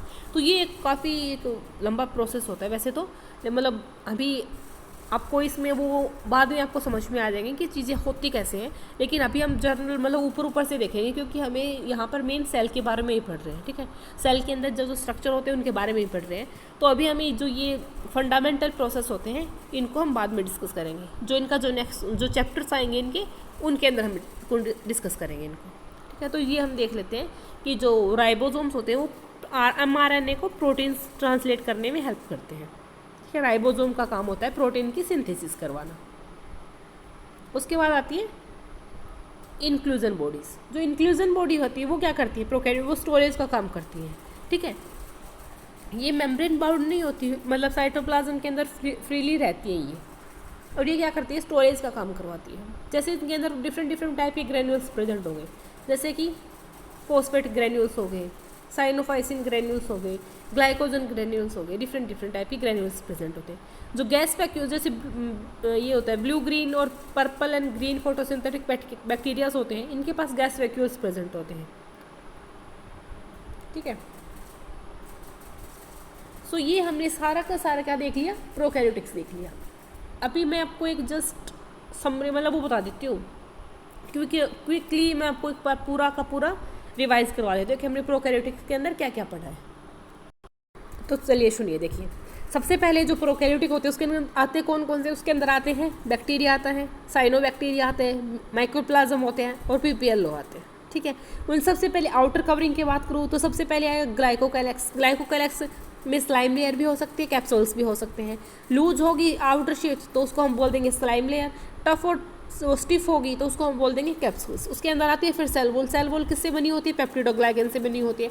उसके बाद आएगा सेल मेम्ब्रेन, ठीक है, प्लाज्मा मेम्ब्रेन भी बोल देते हैं। जो प्लाज्मा मेम्ब्रेन का जो नेचर होता है वो सेलेक्टिवली परमिएबल होता है। सेलेक्टिव परमिएबल मतलब कि जो अपने जो लिपिड सोल्यूबल सब्सटेंस को ही सिर्फ अंदर आने देंगी, जो वाटर सोल्यूबल सब्सटेंस है वो सिंपली वाटर जो डिफ्यूज़ नहीं कर सकते प्लाज्मा मेम्ब्रेन के थ्रू, उनको कुछ स्पेशल प्रोटीन्स की रिक्वायरमेंट होगी या फिर एटीपी के थ्रू वो अंदर आएंगी, ठीक है। उसके बाद हम देखते हैं सेल के अंदर क्या क्या स्ट्रक्चर्स, क्या क्या फीचर्स प्रेजेंट होते हैं। उनके पास जो न्यूक्लियस होगा वो क्या होगा, वो नेक्ड न्यूक्लियस होगा, मतलब उसके पास जो आउटर कवरिंग होता है, जो न्यूक्लियर मेम्ब्रेन होती है वो प्रेजेंट नहीं होगी। उसके बाद हम देख लेते हैं इसके पास प्लाज्मिड होता है। प्लाज्मिड क्या करता है, प्लाज्मिड के पास कुछ ऐसे स्पेशल कैरेक्टर होते हैं जो कि उस बैक्टीरिया को रजिस्ट करवाते हैं किसी भी स्पेसिफिक एंटीबॉडी से। उसके बाद हम देखते हैं इसके पास राइबोसोम प्रेजेंट होते हैं। राइबोसोम का नेचर कैसा होगा, 70S होगा। राइबोसोम क्या करवाएगा, राइबोसोम का मेन काम होता है प्रोटीन की सिंथेसिस करवाना। उसके बाद हम देखते हैं कि इसके पास मीजोसोम्स प्रेजेंट होते हैं। मीजोसोम कैसे होंगे, जो प्लाज्मा मेम्ब्रेन होती है उसकी इनफोल्डिंग होगी जो कि मीजोसोम की फॉर्मेशन करवा देंगे। मीजोसोम किस में हेल्प करेंगे, सेल की रेप्लिकेशन में हेल्प करेंगे। जो सेल की रेप्लिकेशन के बाद जो डीएनए होगा, डीएनए को डॉटर सेल्स के अंदर इक्वली डिस्ट्रीब्यूट करने में अंदर हेल्प करते हैं, तो ये मीजोसोम का फंक्शन हो जाएगा। उसके बाद इसके अंदर क्या थे, उसके बाद इसकी जो मूवमेंट है वो देख लेते हैं। फ्लैजिला के थ्रू हो सकती है मूवमेंट इसकी। फ्लैजिला के अंदर 3 पोर्शन होते हैं, एक होता है फिलामेंट, एक होता है हुक और एक होता है बेसल बॉडीज। ये 3 चीज़ें होती है। इसके बाद हम देखते हैं पिलाई और फिम्बरी, ठीक है। पिलाई और फिम्बरी जो होती है वो अटैचमेंट में हेल्प करवाते हैं मेनली, ठीक है। उसके बाद साइटोप्लाज्म होता ही है। साइटोप्लाज्म तो यूकैरियोटिक और प्रोकैरियोटिक दोनों सेल्स के अंदर ही होता है। उसके बाद ऐसा क्या था, उसके बाद तो इंक्लूजन बॉडीज़ होगी। जैसे इंक्लूजन बॉडी क्या करती है, स्टोरेज का काम करवाती है। तो ये एक जस्ट समरी बता दी कि प्रोकैरियोटिक सेल्स के अंदर ऐसे क्या क्या फीचर्स होते हैं। अभी हमने जो नेक्स्ट है वो शुरू करेंगे यूकैरियोटिक सेल्स। यूकैरियोटिक सेल्स काफ़ी बड़ी है, ठीक है। उसके अंदर जितने भी ऑर्गेनेल्स प्रेजेंट होते हैं उन सभी ऑर्गेनेल्स को एक एक करके डिस्कस करेंगे कि कौन से ऑर्गेनेल्स का क्या फंक्शन होता है, किस तरीके से वो एक्ट करता है, ठीक है। तो चलिए हम बात करते हैं अब यूकैरियोटिक सेल्स के बारे में। जो यूकैरियोटिक सेल्स है उसके अंदर कौन कौन सी चीज़ें आती है उसके अंदर आते हैं, प्रोटिस्ट आते हैं, प्लांट आते हैं, एनिमल्स आते हैं और फंगाई आते हैं। जो यूकैरियोटिक सेल्स होते हैं उनके अंदर क्या होगा, उनके अंदर जो न्यूक्लियस होता है वो ऑर्गेनाइज्ड न्यूक्लियस होगा, और जो आउटर कवरिंग होती है वो क्या होगी, न्यूक्लियर एनवेलप प्रेजेंट होगा। जो जेनेटिक मटेरियल होता है वो ऑर्गेनाइज होता है किसके अंदर, क्रोमोसोम्स के अंदर। फिर क्रोमोसोम्स के अंदर क्या आते हैं, डीएनए आता है, डीएनए के अंदर जीन्स प्रेजेंट होते हैं, ठीक है। उसके बाद हम देखते हैं इसके पास कुछ कॉम्प्लेक्स लोकोमोटरी और साइटोस्केलेटल स्ट्रक्चर प्रेजेंट्स होते हैं। जो यूकैरियोटिक सेल्स होते हैं वो आइडेंटिकल नहीं होती सभी के सभी, प्लांट सेल्स और एनिमल सेल्स के अंदर भी काफ़ी डिफरेंट होता है। अब ये नहीं बोल सकते, जैसे हमने प्रोकैरियोटिक सेल्स के बारे में जर्नल देख लिया ना कि किस तरीके से चीज़ें होती हैं, लेकिन यूकैरियोटिक सेल्स के अंदर भी डिफरेंस होता है। जैसे प्लांट सेल्स और एनिमल सेल्स के अंदर भी काफ़ी डिफरेंट होता है, ठीक है। उनकी सेल वॉल के अंदर ही डिफरेंट हो जाएगा। प्लास्टिड के अंदर को, प्लास्टिड किसके अंदर प्रेजेंट होगी, प्लांट सेल्स के अंदर प्रेजेंट होगी। जो लार्ज सेंट्रल वैक्यूल्स है तो है वो किसके अंदर प्रेजेंट होगा, वो भी प्लांट सेल्स के अंदर प्रेजेंट होगा। एनिमल सेल्स के अंदर ये चीज़ें एब्सेंट रहेंगी। उसी तरह जो एनिमल सेल्स होते हैं उनके पास क्या होगा, सेंट्रियोल प्रेजेंट होगा, जो कि प्लांट सेल के अंदर एब्सेंट रहेगा। तो ये कुछ ऐसे फीचर्स होते हैं जो कि कुछ ऐसे स्पेशल कैरेक्टर होते हैं जो सिर्फ प्लांट सेल्स के अंदर प्रेजेंट होते हैं, और कुछ ऐसे स्पेशल कैरेक्टर होते हैं जो कि सिर्फ एनिमल सेल्स के अंदर प्रेजेंट होते हैं, ठीक है। लेकिन ये चीज़ याद रख लेना कि जो यूकैरियोटिक सेल्स है उसी के अंदर आती है प्लांट, एनिमल सेल्स, फंगाई और प्रोटिस्ट, ठीक है। ये देखिए, ये पूरा का पूरा डायग्राम है। इस डायग्राम के थ्रू आपको सारा समझ में आ जाएगा कि यूकैरियोटिक सेल्स के बारे में हम पढ़ने क्या वाले हैं एक्चुअल में, ठीक है। देखिए, यूकैरियोटिक सेल्स के बारे में बता रखे, ये क्या होती है, आउटर कवरिंग प्लाज्मा मेम्ब्रेन होती है। ये क्या होगा, ये क्या होता है, न्यूक्लियस होता है, उसके अंदर न्यूक्लियोलस होता है, ठीक है। न्यूक्लियस और न्यूक्लियोलस दोनों अलग अलग चीज़ें होती हैं, ठीक है। न्यूक्लियस है, उसके बाद क्या है अंदर, न्यूक्लियोलस है। न्यूक्लियोलस क्या किस चीज़ में हेल्प करवाता है, आरएनए की सिंथेसिस करवाता है, प्रोटीन की सिंथेसिस करवाता है। ये क्या हो जाएगा, साइटोसोल हो जाएगा। ये यहाँ पर राइबोसोम प्रेजेंट होती है। ये इस तरीके से आप ये क्या है, साइटोस्केलेटन है। ये माइटोकॉन्ड्रिया प्रेजेंट है। ये पेरोक्सिसोम है, गोल्जी बॉडीज है, लाइजोसोम्स है, एंडोप्लाज्मिक रेटिकुलम है, स्मूथ और रफ है, न्यूक्लियस है। तो ये आप एक बात बताइए, ये जो सेल है यूकैरियोटिक सेल्स है, ये किसकी सेल है, प्लांट की है या एनिमल की है, ये चीज़ आप बताइए, ठीक है। क्योंकि अभी हमने कुछ ऐसी चीज़ें तो बता दी कि प्लांट के पास ऐसा क्या होता है स्पेसिफिक फीचर, और एनिमल के पास ऐसा क्या स्पेसिफिक फीचर होता है। तो आप ये बताइए कि ये किस चीज़ की है, ठीक है। तो ये है एनिमल की, ठीक है। एनिमल सेल के बारे में डिस्कस कर रखा है, क्योंकि अगर प्लांट की हो तो यहाँ पर क्लोरोप्लास्ट प्रेजेंट होता, प्लास्टिड प्रेजेंट होता, ठीक है।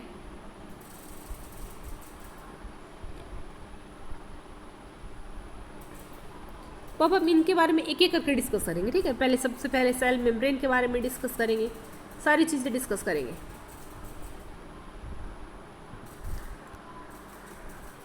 ठीक है, सबसे पहले हम बात करते हैं सेल मेम्ब्रेन की।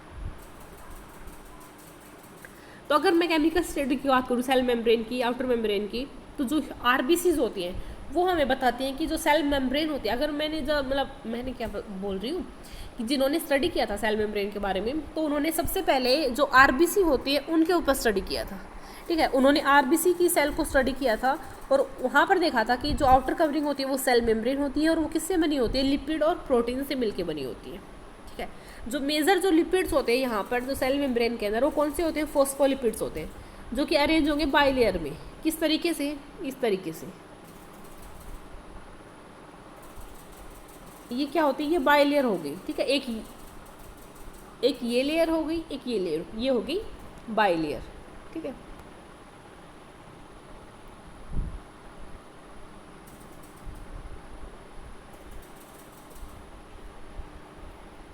उसके बाद जो लिपिड्स होते हैं वो अरेंज होते हैं मेम्ब्रेन के अंदर ही, ठीक है। और जो पोलर हेड होता है वो आउटर साइड में होता है, और जो टेल्स होती है वो इनसाइड में। जैसे ये बताया ना अभी मैंने, ये इस तरीके से प्रेजेंट होंगे। तो ये तो हो गया टेल, ठीक है। ये हो गया हेड। जो हेड होता है वो आउटर साइड में, मतलब यहाँ पर वाटर का कंपोजिशन होगी, और ये जो टेल होती है इनसाइड में प्रेजेंट होती है, ठीक है, जो कि हाइड्रोफोबिक टेल्स होते हैं। यहाँ पर दूसरी जो बाइलेयर होगी वो हाइड्रोफोबिक होगी, और जो ये होता है ये आउटर साइड में प्रेजेंट होगा, इस तरीके से प्रेजेंट होगी। और सो इसलिए हमें ये जो इंश्योर करना होता है कि जो टेल होती है इसकी वो अंदर के साइड प्रेजेंट, ताकि वो एक्वस इन्वायरमेंट से प्रोटेक्ट रहे, ठीक है, प्रोटेक्ट रहे। क्योंकि उसके आउटर कवरिंग में पोलर हेड प्रेजेंट होते हैं, तो वो बाहर के जो वाटरी इन्वायरमेंट होता है उससे वो प्रोटेक्टेड रहेगी। उसके बाद हम देखते हैं कि फॉस्फोलिपिड के अलावा इसके पास कुछ कोलेस्ट्रॉल भी प्रेजेंट होता है, ठीक है।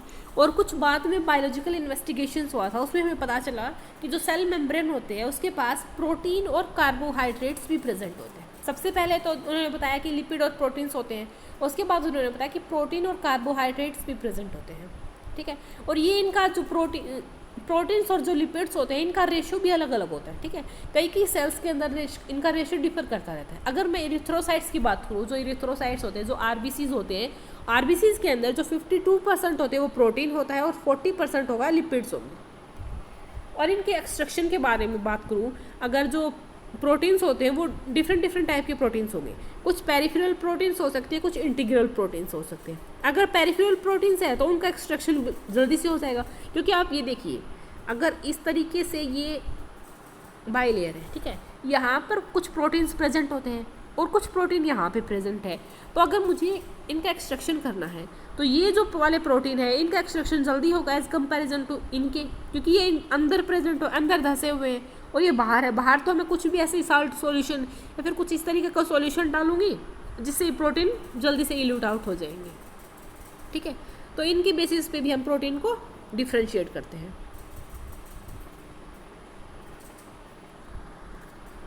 ये देखिए डायग्राम की हेल्प से आपको दिख जाएंगी ये सारी चीज़ें। ये देखिए, ये है बाइलेयर, एक ये वाली लेयर है, एक ये वाली लेयर है, ठीक है। उसके अंदर ये इस तरीके से क्या है, कोलेस्ट्रॉल प्रेजेंट होते हैं। ये क्या है, आउटर साइड में है जो वो क्या है, पेरिफेरल प्रोटीन्स होते हैं। और ये क्या होते हैं, ग्लाइकोप्रोटीन्स। ग्लाइकोप्रोटीन्स मतलब कि ग्लाइकोजन और प्रोटीन्स दोनों कंबाइंड फॉर्म के अंदर होते हैं, ठीक है। ये होता है ग्लोबुलर प्रोटीन्स, ये होते कार्बोहाइड्रेट्स, इस तरीके से ही दिखा रखा है। ये होते चैनल प्रोटीन्स, मतलब कि ये नहीं है कि जैसे कि इस मेम्ब्रेन, ये मेम्ब्रेन है, ठीक है, तो इस मेम्ब्रेन में जो लिपिड सोल्यूबल होंगे, क्योंकि ये जो मेम्ब्रेन होती है वो किस नेचर की होती है, लिपिड नेचर की होती है। तो जो लिपिड सॉल्यूशन होंगे वो तो जल्दी मूव कर जाएंगे यहाँ पर, लेकिन कुछ ऐसे होंगे जैसे वाटरी सब्सटेंस होंगे, कुछ ऐसे सब्सटेंस जो कि वाटर सॉल्यूबल होंगे, वो यहाँ से पास नहीं कर पाएंगे मेम्ब्रेन के थ्रू, इजीली डिफ्यूजन के थ्रू पास नहीं कर पाएंगे। तो उनके लिए कुछ ऐसे चैनल्स प्रोटीन की रिक्वायरमेंट होती है। इन चैनल के थ्रू वो सेल के मतलब अंदर बाहर कर सकते हैं।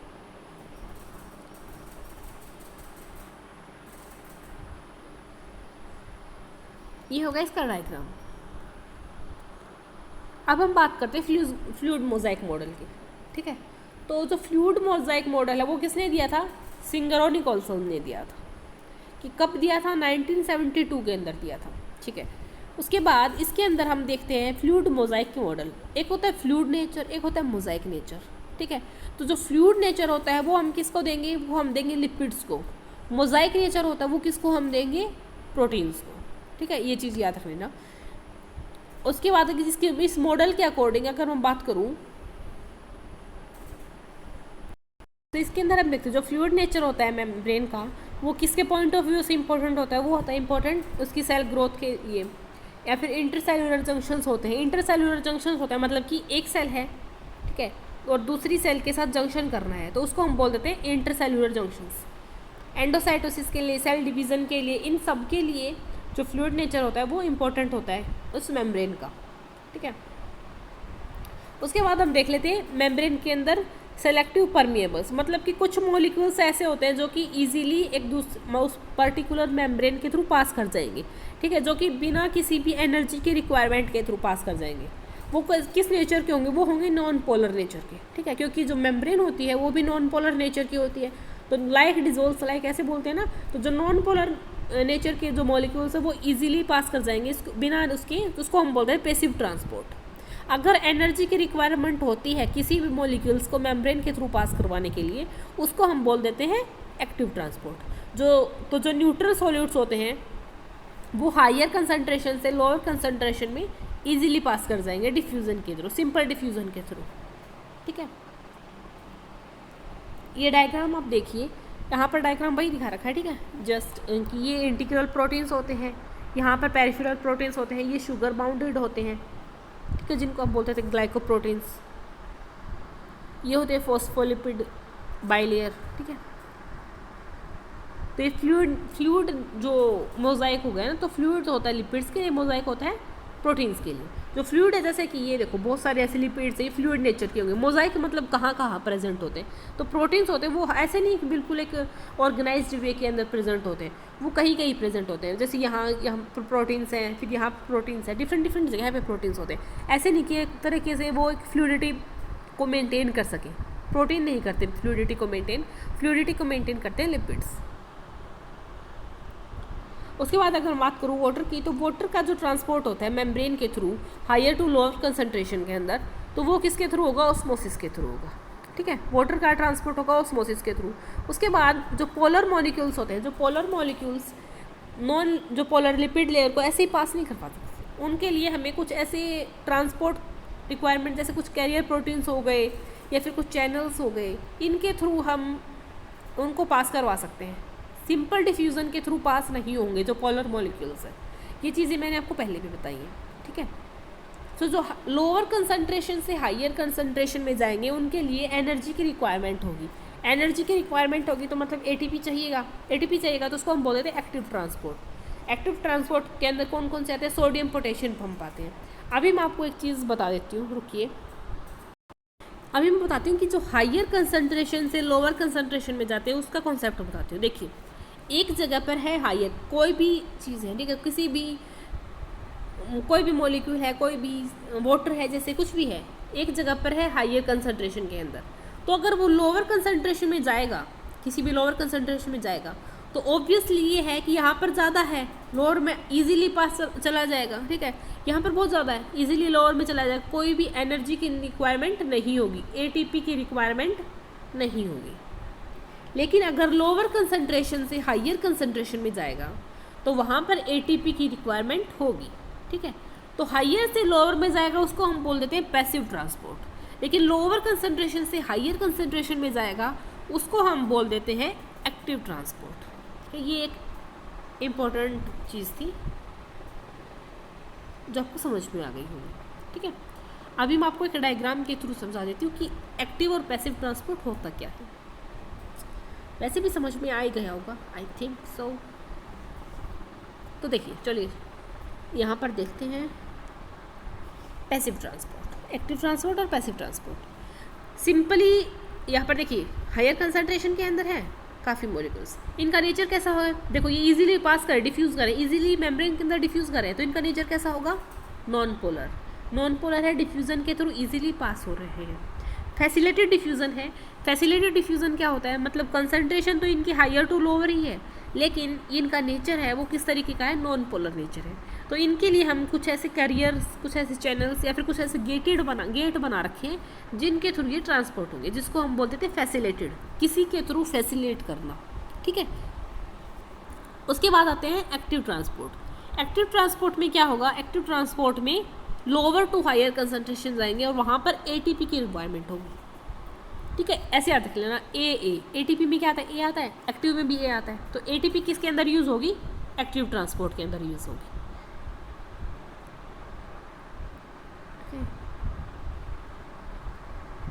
ठीक है, तो ये हो गया इसका सेल मेम्ब्रेन के बारे में, सेल मेम्ब्रेन के बारे में। और ये देखिए, जो सेल मेम्ब्रेन होती है वो प्रोकैरियोटिक में भी सेम ही होती है। यहाँ पर हमने प्रोकैरियोटिक्स में अंदर डिस्कस नहीं किया, तो यहाँ पर हमने डिस्कस कर लिया।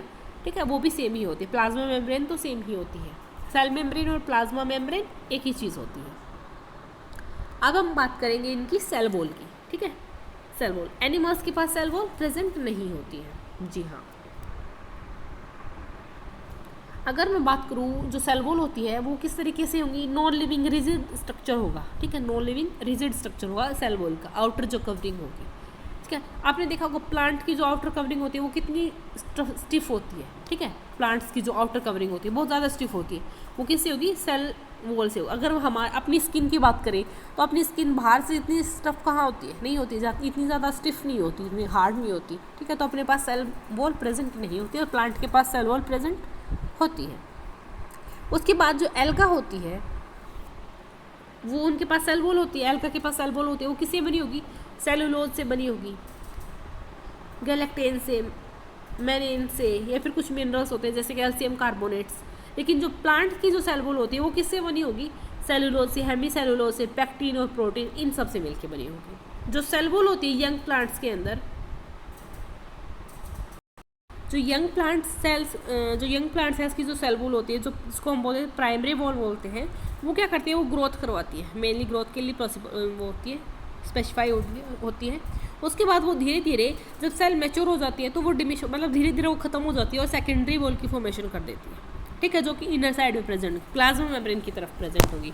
उसके बाद क्या होगा, उसके बाद इसके अंदर मिडल लैमेला भी प्रेजेंट होते हैं, जो कि किससे बनी होगी, जो कि बनी होगी कैल्शियम पैक्टेट से, जो कि क्या करती है, डिफरेंट जो नेबरिंग सेल्स होती हैं उनको कनेक्ट करके रखती है।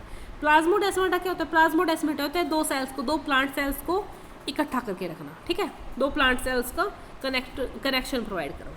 अभी देखिए आउटर होती है, इसको हम बोलते हैं सेल वॉल, उसके बाद मिडल लैमेला प्रेजेंट होती है, ये इसी तरह से ही सेल होती है। उसके बाद अंदर क्या होगी, सेल मेम्ब्रेन होगी, इसी तरह से दूसरी सेल्स होती है, ठीक है। तो जो अगर प्लाज्मोडेस्माटा होता है, प्लाज्मोडेस्माटा की जो फॉर्मेशन होगी वो इन दोनों में ही होगी।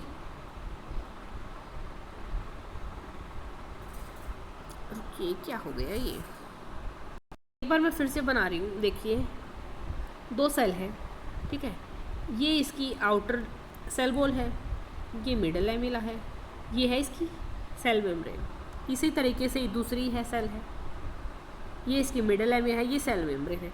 तो जो प्लाज्मोडेस्माटा होता है उसकी फॉर्मेशन होगी, तो उसकी फॉर्मेशन के अंदर सेल वॉल और मिडल लैमेला यही दोनों ही फॉर्मेशन करवाते हैं, ठीक है, प्लाज्मोडेस्माटा की। सेल मेम्ब्रेन इसके अंदर कोई भी फंक्शन प्ले नहीं करती, सेल मेम्ब्रेन अपना अलग से रहती है। जो सेल वॉल और मिडल लैमेला होते हैं यही प्लाज्मोडेस्माटा की फॉर्मेशन करवाते हैं, ठीक है।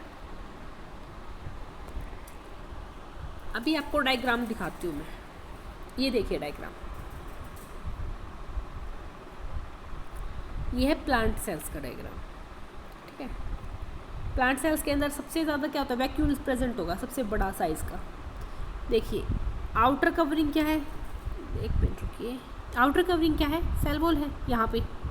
उसके बाद क्या आ जाएगा, मिडल लैमेला आ जाएगा, ये देखो आउटर वाली सेल वॉल है, फिर बीच में मिडल लैमेला है, ठीक है। उसके बाद देखिए ये यहाँ पर अगर कोई भी दो सेल्स हैं, रुकिए ये बाहर वाली सेल वॉल है, उसके बाद मिडल लैमेला है, उसके बाद है प्लाज्मा मेम्ब्रेन, ये अंदर वाली क्या है, ये वाली आपको दिख रही है ना, ये है प्लाज्मा मेम्ब्रेन। तो अगर प्लाज्मोडेस्माटा की फॉर्मेशन हो रही है तो वो किन के बीच में होगी, वो देखो यहाँ पर इस तरीके से होती है, इनके बीच में हो जाएगी, ठीक है। इसके अंदर जो सेल मेम्ब्रेन है उसका कोई भी रोल नहीं होता है। उसके बाद क्या आता है, उसके बाद न्यूक्लियस आता है, न्यूक्लियोलस है, फिर गोल्जी अपरेटस है, न्यूक्लियर एनवेलप प्रेजेंट होगी इसके अंदर, स्मूथ ईआर होता है, रफ ईआर होता है, माइक्रोट्यूब्यूल्स प्रेजेंट होते हैं, पैरोक्सिसोम्स होते हैं, साइटोप्लाज्म प्रेजेंट होगा, क्लोरोप्लास्ट प्रेजेंट होगा, राइबोसोम्स प्रेजेंट होंगे। तो ये सारे के सारे ऑर्गेनल्स प्रेजेंट होते हैं प्लांट सेल्स के अंदर। अभी हम देखते हैं एंडोमेम्ब्रेन सिस्टम, ठीक है। एंडोमेम्ब्रेन सिस्टम के अंदर अगर आपसे एक जनरल क्वेश्चन पूछ लिया जाए कि एंडोमेम्ब्रेन सिस्टम के अंदर कौन कौन से ऑर्गेनल्स आते हैं, तो आप उसमें ये चीज़ ये याद रखिएगा, ठीक है। उसके अंदर आते हैं endoplasmic reticulum, Golgi complex, lysosome और वैक्यूल्स, ये सारे के सारे एंडोमेम्ब्रेन सिस्टम होते हैं। एंडोमेम्ब्रेन सिस्टम मतलब कि उनके जो फंक्शन होते हैं वो एक दूसरे के साथ कोरिलेटेड होते हैं, ठीक है। जैसे सबसे पहले अगर कोई भी प्रोटीन का मुझे, जैसे देखो न्यूक्लियस है, न्यूक्लियस के अंदर जेनेटिक मटेरियल है, जेनेटिक मटेरियल है तो डीएनए आरएनए बनेगा, जिससे एमआरएनए, एमआरएनए से फिर प्रोटीन बनेगा। अगर उस प्रोटीन का ट्रांसपोर्ट मुझे बाहर करना है, आउटसाइड करना है, सेल के आउटसाइड करना है, तो वो कैसे होगा, सबसे पहले वो प्रोटीन आएगा एंडोप्लाज्मिक रेटिकुलम के अंदर, उसके बाद आएगा गोल्जी कॉम्प्लेक्स के अंदर, उसके बाद आएगा लाइजोसोम्स के अंदर, उसके बाद वैक्यूल्स के थ्रू होते हुए वो प्लाज्मा मेम्ब्रेन के अंदर बाहर चला जाएगा, ठीक है। तो ये चार ऑर्गेनल्स होते हैं, वो एक दूसरे के साथ इंटरलिंक्ड होते हैं, इसीलिए हम इनको बोलते हैं एंडोमेम्ब्रेन सिस्टम्स। उसके बाद जो उनके जैसे जो दूसरे ऑर्गेनल्स हो, जैसे माइटोकॉन्ड्रिया, क्लोरोप्लास्ट, पैरोक्सिसोम्स, ये इनका अपना अपना फंक्शन होता है, ये एक दूसरे के साथ कोरिलेट नहीं करते। जैसे माइटोकॉन्ड्रिया का अपना एक खुद का फंक्शन होता है, एटीपी फॉर्मेशन करना, पावर हाउस बोलते हैं सेल का, ठीक है। क्लोरोप्लास्ट का अपना एक फंक्शन होता है, फोटोसिंथेसिस करना।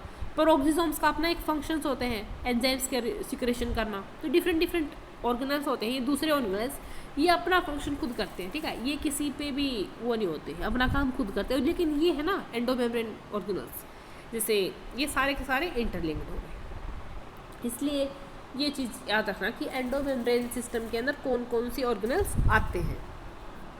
अभी हम इन सारे के सारे ऑर्गेनल्स को एक एक करके डिस्कस करेंगे। इसमें भी दिखा रखा है डायग्राम में, देखिए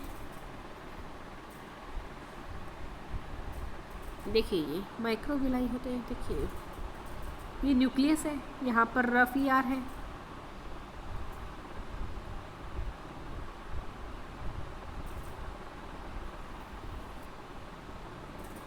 देखिए ये न्यूक्लियस यहाँ पर, ठीक है। उसके बाद क्या है, ये रफ ER है, ये वाली ये क्या है, गोल्जी बॉडीज़ है। गोल्जी बॉडीज़ के बाद ये लाइजोसोम्स प्रेजेंट है, उसके बाद वैक्यूल्स के थ्रू वो प्रोटीन बाहर चला जाएगा, ठीक है। इस तरीके से जो एंडोमेम्ब्रेन सिस्टम होता है वो प्रेजेंट होता है। सबसे पहले हम शुरू करते हैं ER से, एंडोप्लाज्मिक रेटिकुलम से, ठीक है।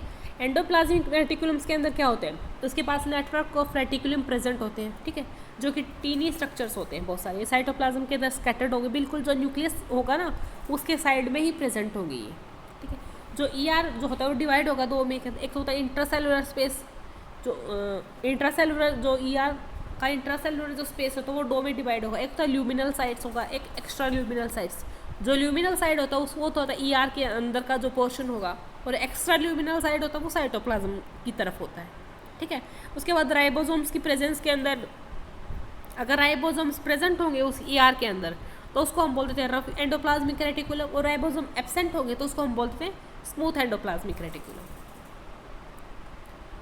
इस डायग्राम में आप देखिए जो रफ एंडोप्लाज्मिक रेटिकुलम हो वो किस में हेल्प करते हैं, प्रोटीन की सिंथेसिस में हेल्प करते हैं और उनके सीक्रेशन में हेल्प करते हैं।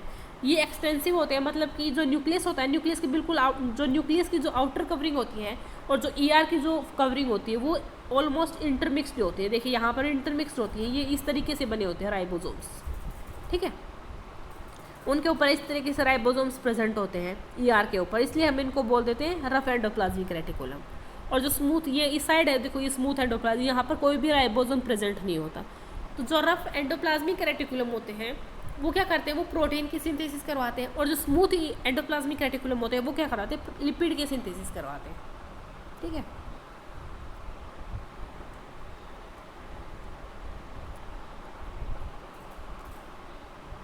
अब हम देखते हैं गोल्जी बॉडी, ठीक, गोल्जी अपरेटस।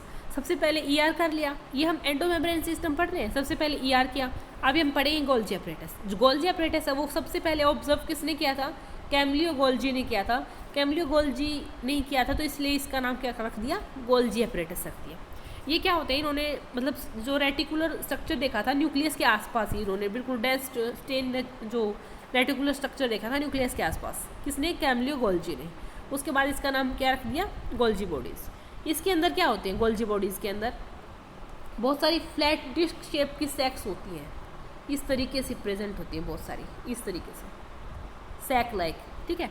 इसको हम बोलते हैं सिस्टर्नी, ठीक है, सिस्टर्नी बोलते हैं, जिनका डायमीटर कितना होगा, 0.5 माइक्रोमीटर से लेके 1 माइक्रोमीटर तक इनका डायग्राम होगा। और जो स्टैक्स होती हैं ये पैरेलली अरेंज होंगी एक दूसरे के साथ। जो गोल्जी सिस्टर्नी होती है वो कंसर्ट कहाँ पर होंगी, ज़्यादा न्यूक्लियस के पास होंगी, ठीक है। और जो इनका न्यूक्लियस की तरफ जो सिस्टर्नी होंगी उसको हम बोल देते हैं सिस साइड, और जो दूसरी तरफ होंगी जो कि प्लाज्मा मेम्ब्रेन की तरफ होंगी उसको हम बोल देते हैं ट्रांस या फिर मैच्योरिटी फेज, ठीक है। एक होता है फॉर्मिंग फेज, एक होता है मैच्योरिटी फेज। फॉर्मिंग फेज या फिर सिस फेज कहाँ पर प्रेजेंट होता है, न्यूक्लियस की तरफ प्रेजेंट होगा, और कॉन्केव या फिर ट्रांस या फिर मैच्योरिंग फेज कहाँ पर होगा, प्लाज्मा मेम्ब्रेन की तरफ जो उसका फेस होगा ना उसको हम बोल देंगे मैच्योरिंग फेज। गोल्जी अपरेटस का फंक्शन क्या होता है, अभी इसका फंक्शन देख लेते हैं। हमें क्या होता है इसका फंक्शन, इसका फंक्शन होता है कि जो भी मटेरियल आया है वो उसको पैक करके देगी, ठीक है। जैसे सबसे मेन देखो आप हम कोई भी सामान मंगवाते हैं तो एक होता है मैन्युफैक्चरिंग, जहाँ पर बनता कहाँ पे है, वो न्यूक्लियस के अंदर बनता है। न्यूक्लियस में एंडोप्लाज्मिक रेटिकुलम प्रोटीन उसके पास क्या होते हैं, राइबोसोम्स प्रेजेंट होते हैं जो कि प्रोटीन की सिंथेसिस करवा देते हैं। अब प्रोटीन की सिंथेसिस तो वहाँ पर होगी, अब इसकी पैकेजिंग कौन करेगा? पैकेजिंग करेगा गोल्जी बॉडी, ठीक है। वहाँ पर उस मटेरियल की पैकेजिंग गोल्जी बॉडी करेगा। उसके बाद वो कहाँ पर उसको डिलीवर कर देगा? किसी दूसरे अगले टारगेट ऑर्गन के ऊपर, ऑर्गेनेल्स के ऊपर, या फिर उसको भी बाहर भी ट्रांसफ़र कर देगा, सीक्रेट कर देगा, ठीक है। अभी ये तो ज़रूरी नहीं है ना कि न्यूक्लियस के अंदर जो प्रोटीन की या फिर ये जो राइबोसोम के थ्रू जो प्रोटीन की फॉर्मेशन हुई है वो प्रोटीन बाहर आउटसाइड ही जाएगा, वहाँ बाहर नहीं, वो माइटोकॉन्ड्रिया के अंदर भी जा सकता है, क्लोरोप्लास्ट के अंदर भी जा सकता है वो प्रोटीन। तो वो उसका टारगेट ऑर्गन ढूंढेगा, ठीक है, किस ऑर्गन के ऊपर ट्रांसपोर्ट करना है उसको। जो मटेरियल होता है वो वेसिकल के रूप में इस तरीके से पैक हो जाएगा सिस फेज में, ठीक है, और फिर ट्रांस फेज के में वो बाहर निकल जाएगा। सिस और ट्रांस 2 फेज होते हैं इसके अंदर।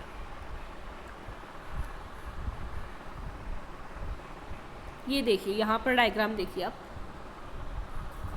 रुकिए जी हाँ, ये देखिए यहाँ इस तरीके से होता है, ठीक है। ये इस तरीके से सेक्स प्रेजेंट होते हैं, ये इस तरीके से, ठीक है। एक फेज हो जाएगा सिस, अगर यहाँ पर न्यूक्लियस प्रेजेंट है तो ये हो जाएगा इसका सिस फेज, फॉर्मिंग फेज, और ये हो जाएगा मैच्योरिटी फेज, ठीक है।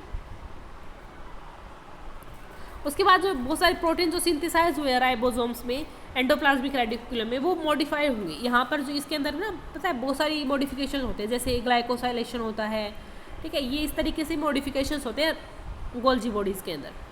और उसके बाद उस प्रोटीन के अंदर मॉडिफिकेशन होके वो क्या करवाएंगे, उसको बाहर कर देंगे, ठीक है।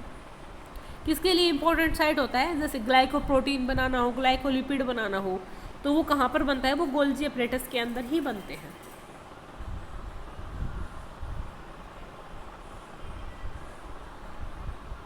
अब हम देख लेते हैं लाइसोसोम के बारे में। लाइसोसोम का मेन फंक्शन क्या होता है?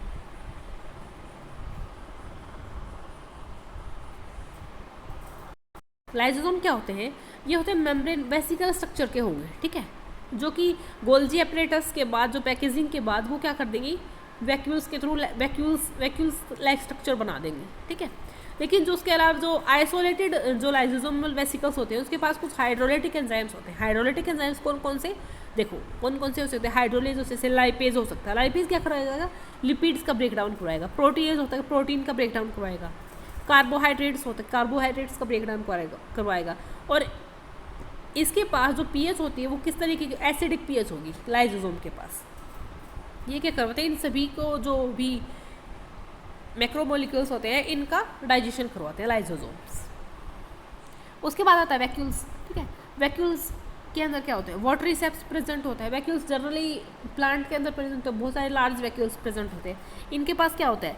वाटर होता है, सैप या फिर कुछ एक्सक्रीटरी प्रोडक्ट्स होते हैं, ठीक है, जो कि यूजफुल नहीं होते सेल के लिए, तो वो वैक्यूल्स के थ्रू बाहर कर दिए जाते हैं। सेल के थ्रू, सेल में से वैक्यूल्स के थ्रू बाहर कर दिए जाते हैं। जो वैक्यूल्स होते हैं वो सिंगल मेम्ब्रेन होती है उनके आउटर में, जिसको हम बोलते थे टोनोप्लास्ट। प्लांट सेल्स में जो वैक्यूल्स होते हैं वो 90% वॉल्यूम ले लेते हैं प्लांट सेल की, इतने बड़े बड़े वैक्यूल्स होते हैं। जो इन प्लांट्स के अंदर जो टोनोप्लास्ट होता है वो क्या करवाता है? उसके अंदर ट्रांसपोर्ट हो जाता है बहुत सारे आयंस का या फिर दूसरे मटेरियल्स का कंसंट्रेशन की अगेंस्ट वैक्यूल्स के अंदर। अमीबा के अंदर जो अमीबा होते हैं उनके अंदर क्या होते हैं? कॉन्ट्रैक्टाइल वैक्यूल्स प्रेजेंट होते हैं, जो कि किस में हेल्प करवाता है? ऑस्मो रेगुलेशन में हेल्प करवाते हैं, सिक्रेशन एक्सक्रेशन में हेल्प करवाते हैं। जो प्रोटिस्ट होते हैं उसके पास क्या होते हैं? फूड वैक्यूल्स प्रेजेंट होते हैं, जो कि इनगल्फिंग, जैसे कोई भी फूड पार्टिकल्स है उसको इनगल्फ कर लेंगे वो, ठीक है, प्रोटिस्ट के अंदर। तो डिफरेंट टाइप के वैक्यूल्स प्रेजेंट होते हैं। अब आता है हमारा, ये तो हमने जो 4 ऑर्गन किए ना ऑर्गेनल्स के, ये है एंडोमेम्ब्रेन सिस्टम के। अब हम बात करते हैं इंडिविजुअल्स ऑर्गन्स। जैसे सबसे पहले हम बात करते हैं माइटोकॉन्ड्रिया की, फिर क्लोरोप्लास्ट की करेंगे, उसके बाद पेरोक्सिसोम्स की करेंगे, उसके बाद साइटोस्केलेटल्स हैं उनके करेंगे। तो ठीक है, तो अब हम बात करते हैं माइटोकॉन्ड्रिया की। माइटोकॉन्ड्रिया क्या होती है? डबल मेम्ब्रेन बाउंड स्ट्रक्चर होती है। माइटोकॉन्ड्रिया खुद में ही अपने आप में ही ऐसे बोल सकते हैं ना कि खुद में ही पूरा का पूरा एक तरीके से सेल की तरह ही है। इसकी आउटर कवरिंग होती है, डबल मेम्ब्रेन बाउंड इसका स्ट्रक्चर होता है। इसके पास खुद का डीएनए भी प्रेजेंट होता है, ठीक है। तो देखिए ये क्या होगी? डबल मेम्ब्रेन बाउंड स्ट्रक्चर होगी। डबल मेम्ब्रेन बाउंड स्ट्रक्चर होगा तो मतलब कि आउटर मेम्ब्रेन होगी और इनर मेम्ब्रेन होगी। आउटर मेम्ब्रेन को हम बोलते थे आउटर कंपार्टमेंट और इनर मेम्ब्रेन को बोलते थे इनर कंपार्टमेंट। जो इनर कंपार्टमेंट होता है उसके अंदर क्या होता है, बहुत सारा डेंस होमोजीनियस सब्सटेंस प्रेजेंट होगा, इसको हम बोलते थे मैट्रिक्स। ठीक है, जो इनर मेम्ब्रेन होते हैं उसमें बहुत सारी इनफोल्डिंग होते हैं जिसको हम बोलते हैं क्रिस्टी। देखिए ये याद रखिए, यहाँ पर होता है क्रिस्टी, वहाँ पर क्या था सिस्टर्नी। तो जो गोल्जी बॉडी में जो सैक लाइक स्ट्रक्चर्स थे उसको हम बोलते थे सिस्टर्नी, यहाँ पर बोलते हैं क्रिस्टी। ठीक है, ये दोनों चीज़ों की याद, ये कंफ्यूजिंग टर्म है, आपको ये याद रखना है कि माइटोकॉन्ड्रिया के अंदर होगा वो तो होगा क्रिस्टी और वहाँ पर होगा सिस्टर्नी। ठीक है, मैट्रिक्स की साइड में जो क्रिस्टी होती है वो क्या करती है, सरफेस एरिया को इंक्रीज करवाती है। डायग्राम के थ्रू आपको बताऊँ कि इनफोल्डिंग कैसे होती है और ये किस तरीके से सरफेस एरिया को इंक्रीज करवाती है। इस माइटोकॉन्ड्रिया में क्या होता है, एरोबिक रेस्पिरेशन होता है, तो मतलब कि ये सेलुलर एटीपी की फॉर्मेशन करते हैं सेलुलर एनर्जी के थ्रू। ठीक है, इसीलिए अगर मैं सेल के पावर हाउस की बात करूँ तो सबसे ज़्यादा जो एटीपी की फॉर्मेशन होती है वो माइटोकॉन्ड्रिया के अंदर ही होती है, क्योंकि वहाँ पर एरोबिक रेस्पिरेशन होता है। उसके बाद इसके पास खुद का डीएनए होता है, स्मॉल सर्कुलर डीएनए होता है, कुछ आरएनए मॉलिक्यूल 70s इसके पास राइबोसोम भी प्रेजेंट होता है जो कि प्रोटीन की सिंथेसिस भी कर लेता है। ठीक है, और जो माइटोकॉन्ड्रिया का जो डिवाइड करेगा वो किसके थ्रू करेगा, फिजन के थ्रू। फिजन मतलब कि इस तरीके से ब्रेक डाउन होकर, ठीक है, फिजन के थ्रू।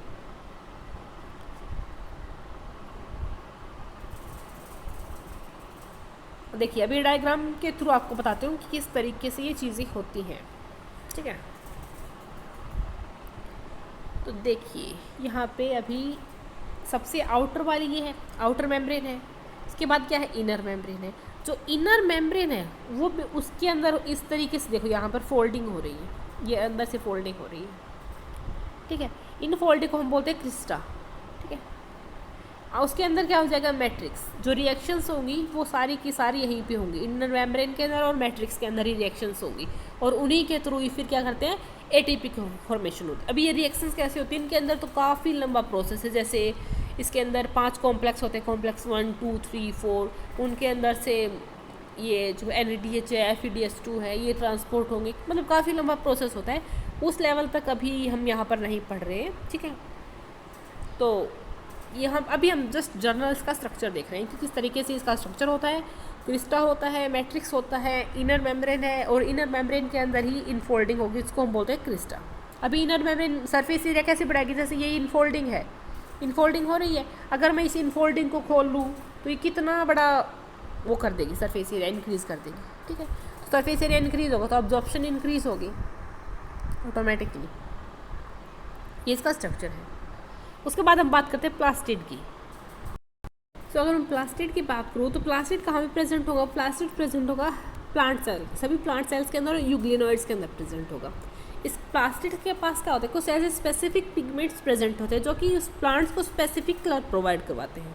जैसे कि इनके कलर के बेसिस पे, जैसे कि क्लोरोप्लास्ट हो गया, ठीक है, क्रोमोप्लास्ट हो गया, ल्यूकोप्लास्ट हो गया, डिफरेंट टाइप के पिगमेंट्स स्टोर करके रखते हैं। जब क्लोरोप्लास्ट होगा तो उसके पास क्या होगा, क्लोरोफिल होगा। ठीक है, और कैरोटिनोइड पिगमेंट्स होंगे जो कि किसके लिए रिस्पॉन्सिबल होंगे, जो लाइट एनर्जी आएगी, जो सन की जो लाइट एनर्जी आएगी उसके थ्रू वो क्या करवाएंगे, फोटोसिंथेसिस करवाएंगे। ठीक है, किसके थ्रू, क्लोरोप्लास्ट के अंदर, क्लोरोप्लास्ट के अंदर। ठीक है, फिर हम बात करते हैं क्रोमोप्लास्ट के अंदर। क्रोमोप्लास्ट के अंदर कुछ ऐसे फैट सोल्यूबल कैरोटिनोइड पिगमेंट्स होते हैं, लाइक कैरेटीन्स हो गया, जेंथोफिल्स या फिर दूसरे प्रेजेंट्स होते हैं। ये क्या करवाते हैं, ये स्पेसिफिक प्लांट के किसी भी पार्ट को, कोई भी जैसे येलो कलर, ऑरेंज या फिर रेड कलर हो गया, तो वो कलर प्रोवाइड करवाते हैं। ठीक है, ये जस्ट कलर प्रोवाइड करवाते हैं किसी भी प्लांट के किसी पार्ट को, स्पेसिफिक पार्ट को। और जो क्लोरोप्लास्ट होते हैं वो क्या करते हैं, लाइट जो एनर्जी आती है उसको ट्रैप करते हैं और उसके बाद उसमें फोटोसिंथेसिस करवाते हैं। ठीक है, जिससे कि एनर्जी की प्रोडक्शन होती है, स्टार्च की प्रोडक्शन होती है। वो अपने लिए फूड बनाते हैं और ऑक्सीजन की प्रोडक्शन करते हैं, ऑक्सीजन की फॉर्मेशन करते हैं। उसके बाद जो थर्ड होता है वो क्या है, ल्यूकोप्लास्ट। ये था क्रोमोप्लास्ट। ठीक है, ये फिर है ल्यूकोप्लास्ट। ल्यूकोप्लास्ट क्या होता है, कलरलेस प्लास्टिड होते हैं। ये डिफरेंट उनका शेप साइज वेरी करता रहता है। जैसे कि ल्यूकोप्लास्ट के अंदर 2-3 चीज़ें आती हैं। एक होता है अमाइलोप्लास्ट, जो कि किसको स्टोर करते हैं, कार्बोहाइड्रेट या फिर स्टार्च को स्टोर करते हैं। जैसे कि पोटैटो हो गया। ठीक है, पोटैटो किस में स्टोर होता है, अमाइलोप्लास्ट। इलियोप्लास्ट होता है जिसके अंदर ऑयल और फैट स्टोर होते हैं। उसके बाद एल्यूरोप्लास्ट होता है जिसके अंदर प्रोटीन स्टोर होते हैं। ये चीज़ याद रख लेना कि अमाइलोप्लास्ट, इलियोप्लास्ट एंड एलियोप्लास्ट, इसके अंदर कौन कौन से मैक्रोमोलिक्यूल स्टोर होते हैं। ठीक है, नेक्स्ट हम करते हैं क्लोरोप्लास्ट के बारे में। क्लोरोप्लास्ट किसके अंदर होता है, कहाँ पे प्रेजेंट होगा? ये प्रेजेंट होगा लीव्स की मीजोफिल, लीव्स की, अगर मैं लीव्स को देखूँ माइक्रोस्कोप्स के अंदर तो वहाँ पर मेरे को बहुत सारी मीजोफिल सेल्स दिखेंगी। जो मीजोफिल सेल्स के अंदर क्या होता है, क्लोरोप्लास्ट प्रेजेंट होता है, जो कि क्या करेगा, लाइट की एनर्जी, लाइट की जो होती है, लाइट रेज होती है, उनको लेगा और वो क्या करेगा, फिर वहाँ से फोटोसिंथेसिस रिएक्शंस करवाना स्टार्ट कर देगा। यहाँ पर जो इनका क्लोरोप्लास्ट होते हैं, इनका नंबर वेरी करता रहता है, किसी सेल के अंदर 1 हो जाता है या फिर किसी ग्रीन एल्गा के अंदर 20 to 40 होता है पर सेल एक मीजोफिल के अंदर। ठीक है, इनका नंबर वेरी करता रहता है क्लोरोप्लास्ट का। अगर मैं माइटोकॉन्ड्रिया की बात करूँ तो उसी तरह से ही क्लोरोप्लास्ट के पास भी जो आउटर जो कवरिंग होती है वो डबल मेम्ब्रेन बाउंड होती है। ठीक है, इनर मेम्ब्रेन बाउंड होती है, वो क्या होती है, लेस परमिएबल होती है। इसके पास जो वहाँ पर जो स्पेस था ना इनर मेम्ब्रेन का, वो तो था मैट्रिक्स, लेकिन यहाँ पर जो स्पेस है ना उसको हम बोल देते हैं स्ट्रोमा। ठीक है, स्ट्रोमा के अंदर ही बहुत सारे, जैसे डायग्राम के थ्रू बताऊंगी आपको। स्ट्रोमा जैसे कि ये है क्लोरोप्लास्ट, इसका जो स्पेस होता है ना, जैसे ये वाला स्पेस, इसको हम बोल देते हैं स्ट्रोमा। ठीक है, यहाँ पर क्या होगा, स्ट्रोमा के अंदर बहुत सारी थाइलाकोइड्स प्रेजेंट होंगी, जैसे कि ये एक थाइलाकोइड्स है, ये दूसरी थाइलाकोइड्स है, ये तीसरी थाइलाकोइड्स है, ये चौथी थाइलाकोइड्स है। ये इस तरीके से जो थाइलाकोइड्स होते हैं ये अरेंज होंगी, जैसे कि सिक्के प्रेजेंट नहीं होते, आपने देखा होगा कि जो अगर मैं 1-1 रुपये के सिक्के को 1-1 रुपये के 5 सिक्के को या 10 सिक्के को ऐसे रख दूँ इस तरीके से, तो उसी तरीके से इस थाइलाकोइड प्रेजेंट होते हैं। ठीक है, और जो थाइलाकोइड को जैसे इस तरीके से ये प्रेजेंट होता है ना, ये वाला स्ट्रक्चर को हम बोल देते हैं ग्रेना। ठीक है, इनको हम बोल देते हैं ग्रेना, अकेला है ये तो इसको हम बोल देंगे ग्रेनम। तो इसी तरीके से बहुत सारे प्रेजेंट होंगे इस तरीके से, यहाँ ये हो गया, ठीक है, यहाँ पर प्रेजेंट हो गया, ये ऐसे प्रेजेंट होंगे। तो ये थाइलाकोइड्स होते हैं अकेले। अगर मैं इंडिविजुअल की बात करूँ, इस इंडिविजुअल की बात करूँ तो ये हो जाएगा थाइलाकोइड्स। अगर ये इस तरीके से पाइल्स ऑफ कॉइन, मतलब इस तरीके से अरेंज है ये बहुत सारे थाइलाकोइड्स, इसको हम बोल देंगे ग्रेना। और ये जहाँ पर प्रेजेंट है इसको हम बोल देंगे, जैसे ये वाला है ना, ये वाला, ये है स्ट्रोमा। और ये जैसे 2 ग्रेनम को अटैच करवाते हैं, जैसे इन 2 यहाँ पर, तो जैसे यहाँ मतलब कि स्पेस कम है तो मैंने इसलिए बना दी, जैसे 2 ग्रेनम को ऐसे अटैच करवाते हैं तो उसको हम बोलते थे स्ट्रोमा लैमिना। ठीक है, अभी डायग्राम के थ्रू आपको और समझा देती हूँ अच्छे से। ये देखिए डायग्राम, आउटर मेम्ब्रेन हो गई, इनर मेम्ब्रेन हो गई। ये क्या होता है, देखो इस तरीके से जो स्टैक प्रेजेंट है, ये क्या है, थाइलाकोइड है। अगर ये पूरा एक है ना, ये इसको हम बोल देंगे ग्रेनम। और ये जैसे एक ये ग्रेनम है, एक ये ग्रेनम है, इन 2 ग्रेनम को अटैच कौन करवा रहा है, स्ट्रोमा लैमिना। ठीक है, ये हो जाएगा। उसके बाद जो स्ट्रोमा होता है क्लोरोप्लास्ट के पास, उसके पास बहुत सारे एंजाइम्स प्रेजेंट होते हैं जो कि किस में सिंथेसिस करवाते हैं, कार्बोहाइड्रेट और प्रोटीन की सिंथेसिस करवाते हैं। इसके पास डबल और small double standard circular DNA present होता है और राइबोसोम्स भी प्रेजेंट होते हैं। राइबोसोम कौन सा होगा, 70s राइबोसोम्स होगा। ठीक है, और जो साइटोप्लाज्म का जो राइबोसोम होता है बाहर, वो कितना होता है, 80s होता है। उसके बाद हम बात करते हैं राइबोसोम्स की। राइबोसोम को पहली बार किसने देखा था, जियोर्ज पैलेट ने देखा था 1953 के अंदर। उन्होंने देखा कि वो किससे बने होते हैं, राइबोसोम्स आरएनए से बने होते हैं और प्रोटीन से बने होते हैं।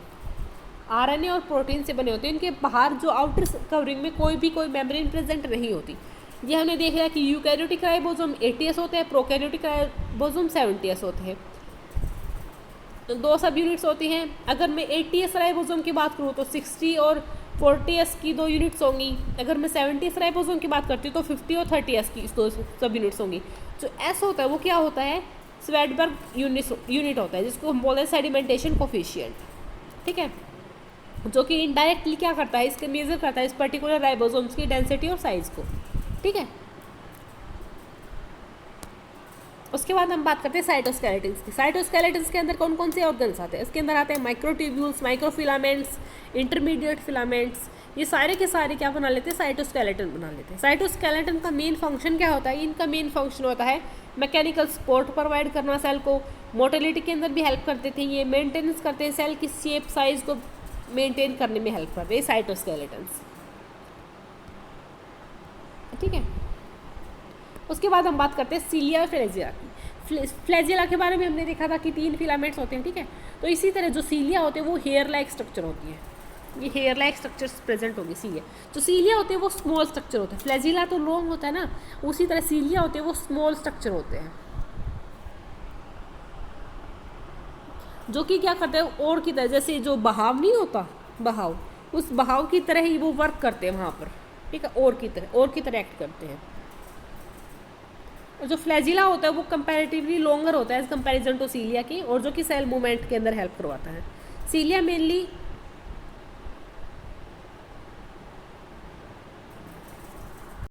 ये मूवमेंट करवाती है सेल की, या फिर जो सराउंडिंग जो फ्लूइड होता है ना उसकी मूवमेंट करवाती है। जो प्रोकैरियोटिक जो बैक्टीरिया थे वहाँ पर जो फ्लैजिला था वो थोड़ा सा डिफर करता है as comparison to eukaryotic bacteria के, क्योंकि वो होना कवर रहते हैं कहाँ से, प्लाज्मा मेम्ब्रेन से। उसके बाद जो इनकी जो कोर होती है, ठीक है, फ्लैजिला की जो कोर होती है वो कहाँ पे क्या हो, उसके पास क्या प्रेजेंट होगा, इनकी सीलिया और फ्लैजिला दोनों की जो कोर होती है वो, इसको हम क्या बोल देते हैं, इसको हम बोलते हैं एक्सोनिमा। कोर क्या होती है, अंदर की साइड होती है ना, इसको बोलते हैं एक्सोनिमा। एक्सोनिमा के पास क्या होता है, बहुत सारे नंबर ऑफ माइक्रोट्यूब्यूल्स प्रेजेंट होते हैं जो कि पैरेलली प्रेजेंट होंगे। डायग्राम के थ्रू आपको समझ में आया, जो एक्सोनिमा होते हैं वहाँ पर क्या होंगे, 9 डबलेट प्रेजेंट होंगे, मतलब कि इस तरीके से 9, 1 2 3, देखो यहाँ पर स्पेस कम है तो इस तरीके से 9 प्रेजेंट होंगे वो, ठीक है। 9 doublet radially arrange peripheral microtubules, इस तरीके से माइक्रोट्यूब्यूल्स अरेंज होंगे 9, ठीक है, डबलेट की फॉर्म में। और उस 9 तो बाहर प्रेजेंट होंगे, 9 तो सराउंडिंग में प्रेजेंट होंगे इस तरीके से, ठीक है, यहाँ पर इस तरीके से डबल, और 2 सेंट्रल में प्रेजेंट होंगे माइक्रोट्यूब्यूल्स, ठीक है। तो इस तरीके की जो अरेंजमेंट होती है एक्सोनिमा के अंदर, इसको हम बोल देते हैं 9+2 अरे, ठीक है, 9+2 अरे बोल देते हैं इसको। ये देखिए यहाँ पर डायग्राम में आपको दिख रहा है, देखो ये क्या है, सेंट्रल शीथ है, 9 बाहर प्रेजेंट होते हैं, जैसे देखिए 1 2 3 4 5 6 7 8 9 हो गया, 2 अंदर प्रेजेंट हो, तो 9+2 अरेंजमेंट हो गई, ठीक है। और जो ये आउटर में जो कनेक्टेड है ना, जैसे ये डबलेट है, एक ये डबलेट है, ये 2 डबलेट किसके थ्रू कनेक्टेड है, ये कनेक्टेड है रेडियल स्पोक के थ्रू। यहाँ पर एक सेंट्रल ब्रिज प्रेजेंट है जो कि ब्रिज के थ्रू कनेक्टेड है। यहाँ पर तो देखो बाहर में अगर एक कनेक्टेड है तो वहाँ कितनी होगी, 9 रेडियल स्पोक्स प्रेजेंट होंगी, लिंकर के थ्रू भी कनेक्टेड हो सकती है ये। और जो फ्लैजिला और जो सीलियम है ये दोनों इमर्ज कहाँ से होंगी, एक बेसल बॉडी होती है जो सेंट्रियोल लाइक होती है, सेंट्रियोल लाइक स्ट्रक्चर होगा जिसको हम बोलते थे बेसल बॉडी, वहाँ से ही दोनों सीलिया और फ्लैजिला इमर्ज आउट होंगी, ठीक है। ये तो हमने वैसा स्ट्रक्चर बनाया हुआ है खुद से, और ये आप देख सकते हो किसी ये जो है ना ये वाला स्ट्रक्चर ये माइक्रोस्कोप का है, उसमें इस तरीके से हमें दिखाई देते हैं, ठीक है। अब हम बात करते हैं सेंट्रोसोम और सेंट्रियोल्स की। जो सेंट्रोसोम्स है वो उसके पास क्या होते हैं, उसके बाद 2 सिलेंड्रिकल स्ट्रक्चर होते हैं सेंट्रोसोम के पास, इसको हम बोल देते हैं सेंट्रियोल्स, ठीक है।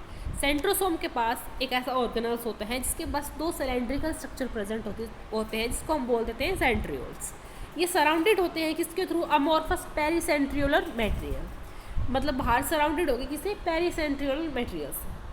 ये बने होंगे किसके through, 9 evenly spaced peripheral fibril of tubules protein से बने होंगे ये, ठीक है। जो पेरिफेरल फिब्रिल्स रहते हैं वो ट्रिपलेट में प्रेजेंट होंगे।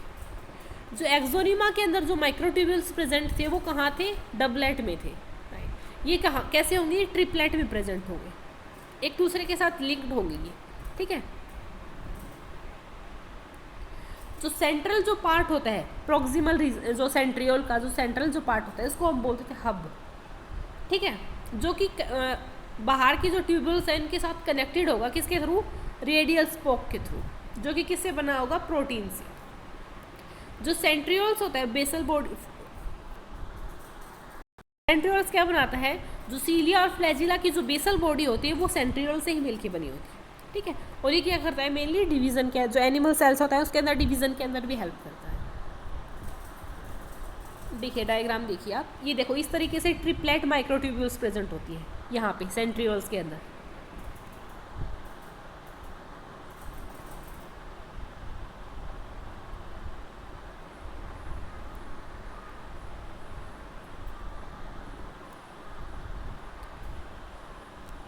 ये देखिए यहाँ पे डायग्राम में ट्रिपलेट प्रेजेंट होती है, ये कनेक्टेड फिब्रिल्स होती है, ये वाले कनेक्टेड फिब्रिल्स होती हैं। ये क्या होती है, जैसे ये नीचे अंदर वाला पोर्शन क्या, इसको हम बोलते हैं हब बोलते हैं, ठीक है। और ये क्या होता है, रेडियल स्पोक्स, ये बाहर वाले जो ट्रिपलेट होती है इनके साथ कनेक्टेड होता है रेडियल स्पोक्स के थ्रू। और ये क्या होते हैं, कनेक्टेड फिब्रिल्स होती है। तो ये क्या है, सेंट्रियोल का स्ट्रक्चर है। और सेंट्रोसोम होता है वो 2 सेंट्रियोल से मिलके बना होता है। अब हम बात करते हैं न्यूक्लियस की, ठीक है। न्यूक्लियस एक ऑर्गेनेल्स होता है, ऑब्वियसली न्यूक्लियस है तो इसके पास क्या होगा, जेनेटिक मटेरियल प्रेजेंट होगा, डीएनए प्रेजेंट होगा, जीन्स प्रेजेंट होंगी, जो कि एक जनरेशन से दूसरी जनरेशन के अंदर ट्रांसफ़र होते हैं। जो न्यूक्लियस होता है वो सबसे पहले किसने देखा था, रॉबर्ट ब्राउन ने देखा था 1831 के अंदर। उसके बाद जो न्यूक्लियस होता है वो स्टेन किया बेसिक डाई से और उसको नाम क्रोमेटिन दे दिया, किसने दिया था, ये फ्लेमिंग ने। फ्लेमिंग ने न्यूक्लियस को स्टेन किया किसी बेसिक डाई से और उसको क्रोमेटिन नाम दे दिया गया, किसने, फ्लेमिंग ने। उसके बाद अगर मैं इंटरफेज न्यूक्लियस की बात करूँ, इंटरफेज न्यूक्लियस में जो इंटरफेज का न्यूक्लियस कैसा होता है, जो कि डिवाइडिंग नहीं होता है, ठीक है, वो कैसा होगा, हाईली एक्सटेंडेड होगा, इलेबोरेट होगा, न्यूक्लियो प्रोटीन्स फिब्रिन्स हो गए, जिसको हम बोलते थे क्रोमेटिन्स। और उसके पास क्या, न्यूक्लियर मैट्रिक्स भी प्रेजेंट होता है और बहुत सारी स्पेरिकल बॉडीज भी प्रेजेंट होती है, जिसको हम बोलते थे न्यूक्लियोलाई। अब देखो अभी 2 चीज़ें होती है, एक होता है क्रोमेटिन होता है, एक होता है क्रोमोजोम्स। क्रोमेटिन और क्रोमोजोम्स के अंदर क्या होता है, अगर जेनेटिक मटेरियल एक्सटेंडेड फॉर्म के अंदर है, ठीक है, एक्सटेंडेड है मतलब काफ़ी ओपन फॉर्म के अंदर है, उसको हम बोल देते हैं क्रोमेटिन। अगर जो जेनेटिक मटेरियल है वो कंडेंस्ड फॉर्म के अंदर है, जैसे इस तरीके से कंडेंस्ड फॉर्म हो गया ना, जैसे हमें क्रोमोजोम दिखते हैं, ठीक है, तो उसको हम बोल देते हैं क्रोमोजोम्स। क्रोमोजोम और क्रोमेटिड में यही डिफरेंस होता है। उसके बाद अगर मैं न्यूक्लियर एनवलप की बात करूँ तो उसके पास 2 पैरेलल मेम्ब्रेन होती है, जिसके बीच में जो स्पेस होता है वो 10 to 50 नैनोमीटर का स्पेस होता है, जिसको हम बोल देते हैं पेरी न्यूक्लियर स्पेस, जो कि क्या करता है, जो कि एक बैरियर की तरह काम करता है, ठीक है, न्यूक्लियस और साइटोप्लाज्म के बीच में। अभी मैं ये आपको डायग्राम दिखा रही हूँ, इसमें पूरा का पूरा आपको समझ में आ जाएगा, ठीक है। ये है बाहरी, देखो ये दिख रहा है ना आपको, ये है डीएनए, ये डीएनए दिख रहा है आपको, ठीक है। न्यूक्लियर की मेम्ब्रेन होती है, 2 मेम्ब्रेन होती है, ये आउटर साइड वाली कौन सी है, आउटर मेम्ब्रेन।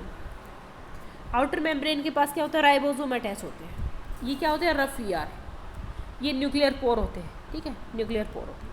ये पेरी न्यूक्लियर स्पेस होता है, ये आउटर है येलो वाली, अंदर जो रेड वाली है ये इनर है, उसके बीच में जो वो है वो पेरी न्यूक्लियर स्पेस है, ठीक है। उसके अंदर जो है वो है न्यूक्लियर लैमिला, ये आपको ब्लूइश कलर के दिख रहे हैं ना, स्काई ब्लू कलर की, वो है न्यूक्लियर लैमिना।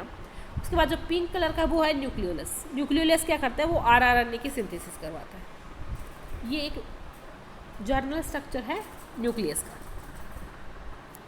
उसके बाद अगर मैं बात करूँ, जो आउटर मेम्ब्रेन होते हैं वो कॉन्टिन्यूस होती है एंडोप्लाज्मिक रेटिकुलम की। देखिए ये डायग्राम दिख रहा है ना, जो आउटर मेम्ब्रेन है ना, ये वाली आउटर मेम्ब्रेन है ना, ये पिंक वाली, सॉरी येलो वाली ये कॉन्टिन्यूस है, ये डायरेक्टली देखो, ये आउटर वाले डायरेक्टली ईआर बना रही है, ठीक है। तो आउटर मेम्ब्रेन होता है वो डायरेक्टली कॉन्टिन्यूस होती है, किसके, क्या बनाती है, एंडोप्लाज्मिक रेटिकुलम बना देती है, और उसके पास राइबोसोम प्रेजेंट होते हैं। और उसके पास कुछ ऐसे बहुत सारे न्यूक्लियर एनवलप के पास कुछ ऐसे स्पेस होते हैं, जिसको हम बोलते हैं न्यूक्लियर पोर बोल देते हैं ना, ये वाले स्पेस, जिसको हम बोलते हैं न्यूक्लियर पोर, यहाँ के थ्रू ट्रांसपोर्ट होता है प्रोटीन्स का इनका। तो न्यूक्लियोपोरस होते हैं वो क्या करते हैं, पैसेज का काम करते हैं, जो कि मूवमेंट करवाते हैं किसकी, आरएनए की, प्रोटीन मॉलिक्यूल्स की, दोनों डायरेक्शन के अंदर, न्यूक्लियस और साइटोप्लाज्म के अंदर। कुछ ऐसे प्रोटीन्स होते हैं जो कि साइटोप्लाज्म से न्यूक्लियस के अंदर जाते हैं, और कुछ ऐसे होते हैं जो न्यूक्लियस से साइटोप्लाज्म के अंदर जाते हैं। नॉर्मली अगर मैं देखूँ तो एक सेल के अंदर एक ही न्यूक्लियस होता है। कुछ ऐसे मैच्योर सेल्स होते हैं जिनके पास न्यूक्लियस प्रेजेंट नहीं होता, जैसे कि इरिथ्रोसाइट्स होते हैं। इरिथ्रोसाइट्स को हम क्या बोलते थे? आरबीसी बोलते हैं। इरिथ्रोसाइट्स क्या होते हैं? इसके अंदर क्या होता है? न्यूक्लियस प्रेजेंट नहीं होता। जो मैच्योर हो जाती है, जो मैच्योर इरिथ्रोसाइट्स होते हैं, उनके पास न्यूक्लियस प्रेजेंट नहीं होता है।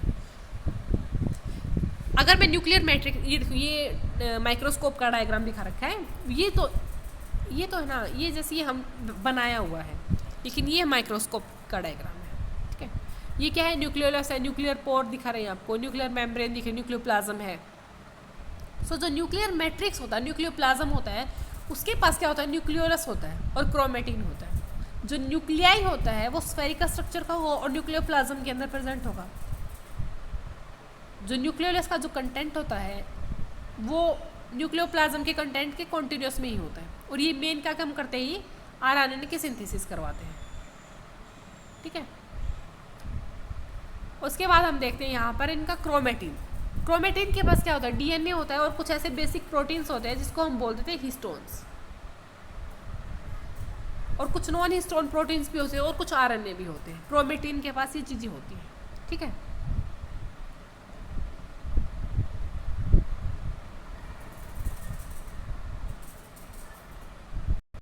अगर मैं एक ह्यूमन सेल की बात करूँ तो वहाँ पर उसके पास अप्रोक्सीमेटली 2 मीटर तक का लॉन्ग थ्रेड का डीएनए होगा, ठीक है।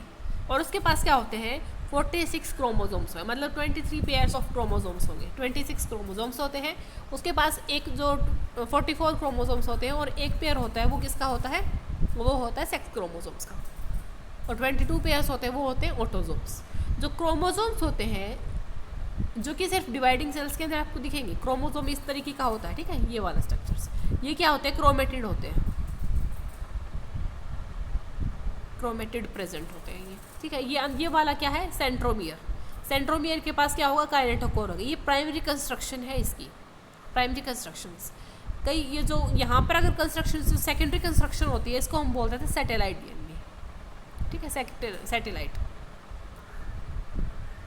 जो सेंट्रोमियर होता है वो होल्ड करके रखता है 2 क्रोमेटिड को। ये यहाँ वाला पोर्शन होता है सेंट्रोमियर का, जो कि 2 क्रोमेटिड को, एक वाली ये, एक मिनट रुकिए, देखिए ये वाला है सेंट्रोमियर, ये 2 क्रोमेटिड, एक ये है, एक ये है। 2 क्रोमेटिड को कहाँ कौन करके कंस्ट्रक्ट करके रखता है? सेंट्रोमियर। और सेंट्रोमियर के पास क्या होता है? काइनेटोकोर प्रेजेंट होते हैं, ठीक है।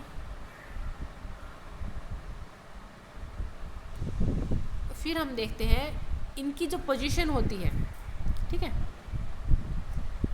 मतलब सेंट्रोमियर के जो पोजीशन के हिसाब से क्रोमोसोम को डिवाइड कर रखा है कि कई बार जो सेंट्रोमियर की पोजीशन, मेटासेंट्रिक क्रोमोसोम, सब मेटासेंट्रिक, एक्रोसेंट्रिक और टीलोसेंट्रिक। देखिए, अगर डायग्राम के थ्रू आपको समझा देती हूँ, जो मेटासेंट्रिक होंगे उसके अंदर जैसे ये है, तो जो क्रोमेटिड होते हैं वो इक्वल साइज की होंगी, मतलब बीच में प्रेजेंट होगा ये सेंट्रोमियर। जो दोनों क्रोमेटिड वो इक्वल साइज की ही होंगी, ठीक है। इसको हम बोलते थे मेटासेंट्रिक। अगर मैं सब मेटासेंट्रिक की बात करूँ, सब मेटासेंट्रिक में क्या होगा? वो इस तरीके से होंगे, देखिए इस तरीके से होंगे वो, ठीक है। मतलब एक आर्म तो बड़ी होगी और एक आर्म उसकी होगी छोटी, एक शॉर्टर आर्म होगी, एक बड़ी आर्म होगी। ये हो गया सब मेटासेंट्रिक। अगर मैं बात करूँ एक्रोसेंट्रिक की, एक्रोसेंट्रिक के अंदर क्या होगा? देखिए बिल्कुल, मतलब काफ़ी छोटा ही होगा, इस तरीके से होगा, लेकिन दूसरी आर्म प्रेजेंट होगी लेकिन काफ़ी छोटी होगी। इसको हम बोलते थे एक्रोसेंट्रिक। और टीलोसेंट्रिक में बिल्कुल टर्मिनल में ही प्रेजेंट होता है, दूसरी साइड नहीं होती, इस तरीके से प्रेजेंट होता है, ठीक है। तो ये 4 तरीके की क्रोमोसोम्स होते हैं इनकी सेंट्रोमियर की अरेंजमेंट के हिसाब से। डायग्राम के थ्रू आप देख सकते हो। देखिए ये क्या है? सब मेटासेंट्रिक है, पहला वाला यहाँ पर बीच में प्रेजेंट है, एक मिनट, बीच में प्रेजेंट है ये वाला। प्राइमरी कंस्ट्रक्शन है, वहाँ पर क्या सेंट्रोमियर है। सेकेंडरी कंस्ट्रक्शन उसको हम बोलते थे सैटेलाइट बोलते थे, ठीक है। ये सब मेटासेंट्रिक। इसमें अंदर देखो, ये वाली शॉर्ट आर्म है, ये वाली लॉन्ग आर्म है। ये है एक्रोसेंट्रिक, ये वाली थोड़ी और ज़्यादा छोटी होगी और ये वाली बड़ी है, ठीक है। ये टीलोसेंट्रिक है जहाँ पर शॉर्ट आर्म है ही नहीं और बड़ी आर्म ही है, ठीक है। तो ये डिफरेंट डिफरेंट क्रोमोसोम्स हो गए। हाँ, अभी यही है कि सैटेलाइट की मतलब कौन से होते हैं कि जो नॉन स्टेनिंग सेकेंडरी कंस्ट्रक्शन होती है। स्टेनिंग वाली होगी तो वो सेंट्रोमियर होगी, जो नॉन स्टेनिंग होगी, ठीक है, नॉन स्टेनिंग सेकेंडरी कंस्ट्रक्शन होगी उसको हम बोल देते हैं सैटेलाइट, स्मॉल फ्रेगमेंट होती है उसकी। उसके बाद हम देखते हैं माइक्रोबॉडीज़। माइक्रोबॉडीज़ क्या होते हैं, बहुत सारी मेम्ब्रेन बाउंड, बहुत सारी छोटी छोटी वेसिकल्स होती हैं जिसको हम बोल देते हैं माइक्रोबॉडीज़, जिसके पास क्या होता है बहुत सारे एंजाइम्स प्रेजेंट होते हैं। और माइक्रोबॉडीज़ प्लांट्स और एनिमल सेल्स दोनों में ही प्रेजेंट होती है, ठीक है। सो इसी के साथ अपना जो ये चैप्टर है ये हमने सभी देखो सारी चीज़ें कर ली। प्रोकैरियोटिक के बारे में कर लिया, यूकैरियोटिक के बारे में कर लिया। यूकैरियोटिक का एक बार जर्नल आपको मैं एक समरी बता देती हूँ, ठीक है, थोड़ी सी। यूकैरियोटिक में देखो कौन कौन सी चीज़ें आती हैं, प्लांट, एनिमल, प्रोटिस्टा और फंगाई, ये सब चीज़ें आती हैं, ठीक है। अगर मैं प्लांट सेल की बात करूँ तो प्लांट सेल्स के अंदर क्या होता है, देखो और सारी चीज़ें तो स्पेसिफिक होती है लेकिन आपको वो चीज़ें याद रखनी है जो कि उनके अंदर स्पेसिफिक है, ठीक है। जैसे प्लांट के पास क्या होता है, प्लास्टिड प्रेजेंट होगा और क्लोरोप्लास्ट प्रेजेंट होगा, ठीक है। एनिमल के पास क्या प्रेजेंट होगा, एनिमल के पास सेंट्रोसोम प्रेजेंट होगा, तो ऐसे ही आपको सेंट्रियोल्स प्रेजेंट होंगे। तो इस तरीके की चीज़ें आपको याद रखनी है जो कि उनमें स्पेसिफिक है, ठीक है। और उसके बाद जैसे न्यूक्लियस के बाद, न्यूक्लियस तो सेम ही होता है दोनों के अंदर। तो ये सारी चीज़ें मैंने एक डिटेल वे के अंदर आपको समझाने की कोशिश की है। आई होप आपको सबको समझ में आ गई होंगी। So thank you for watching.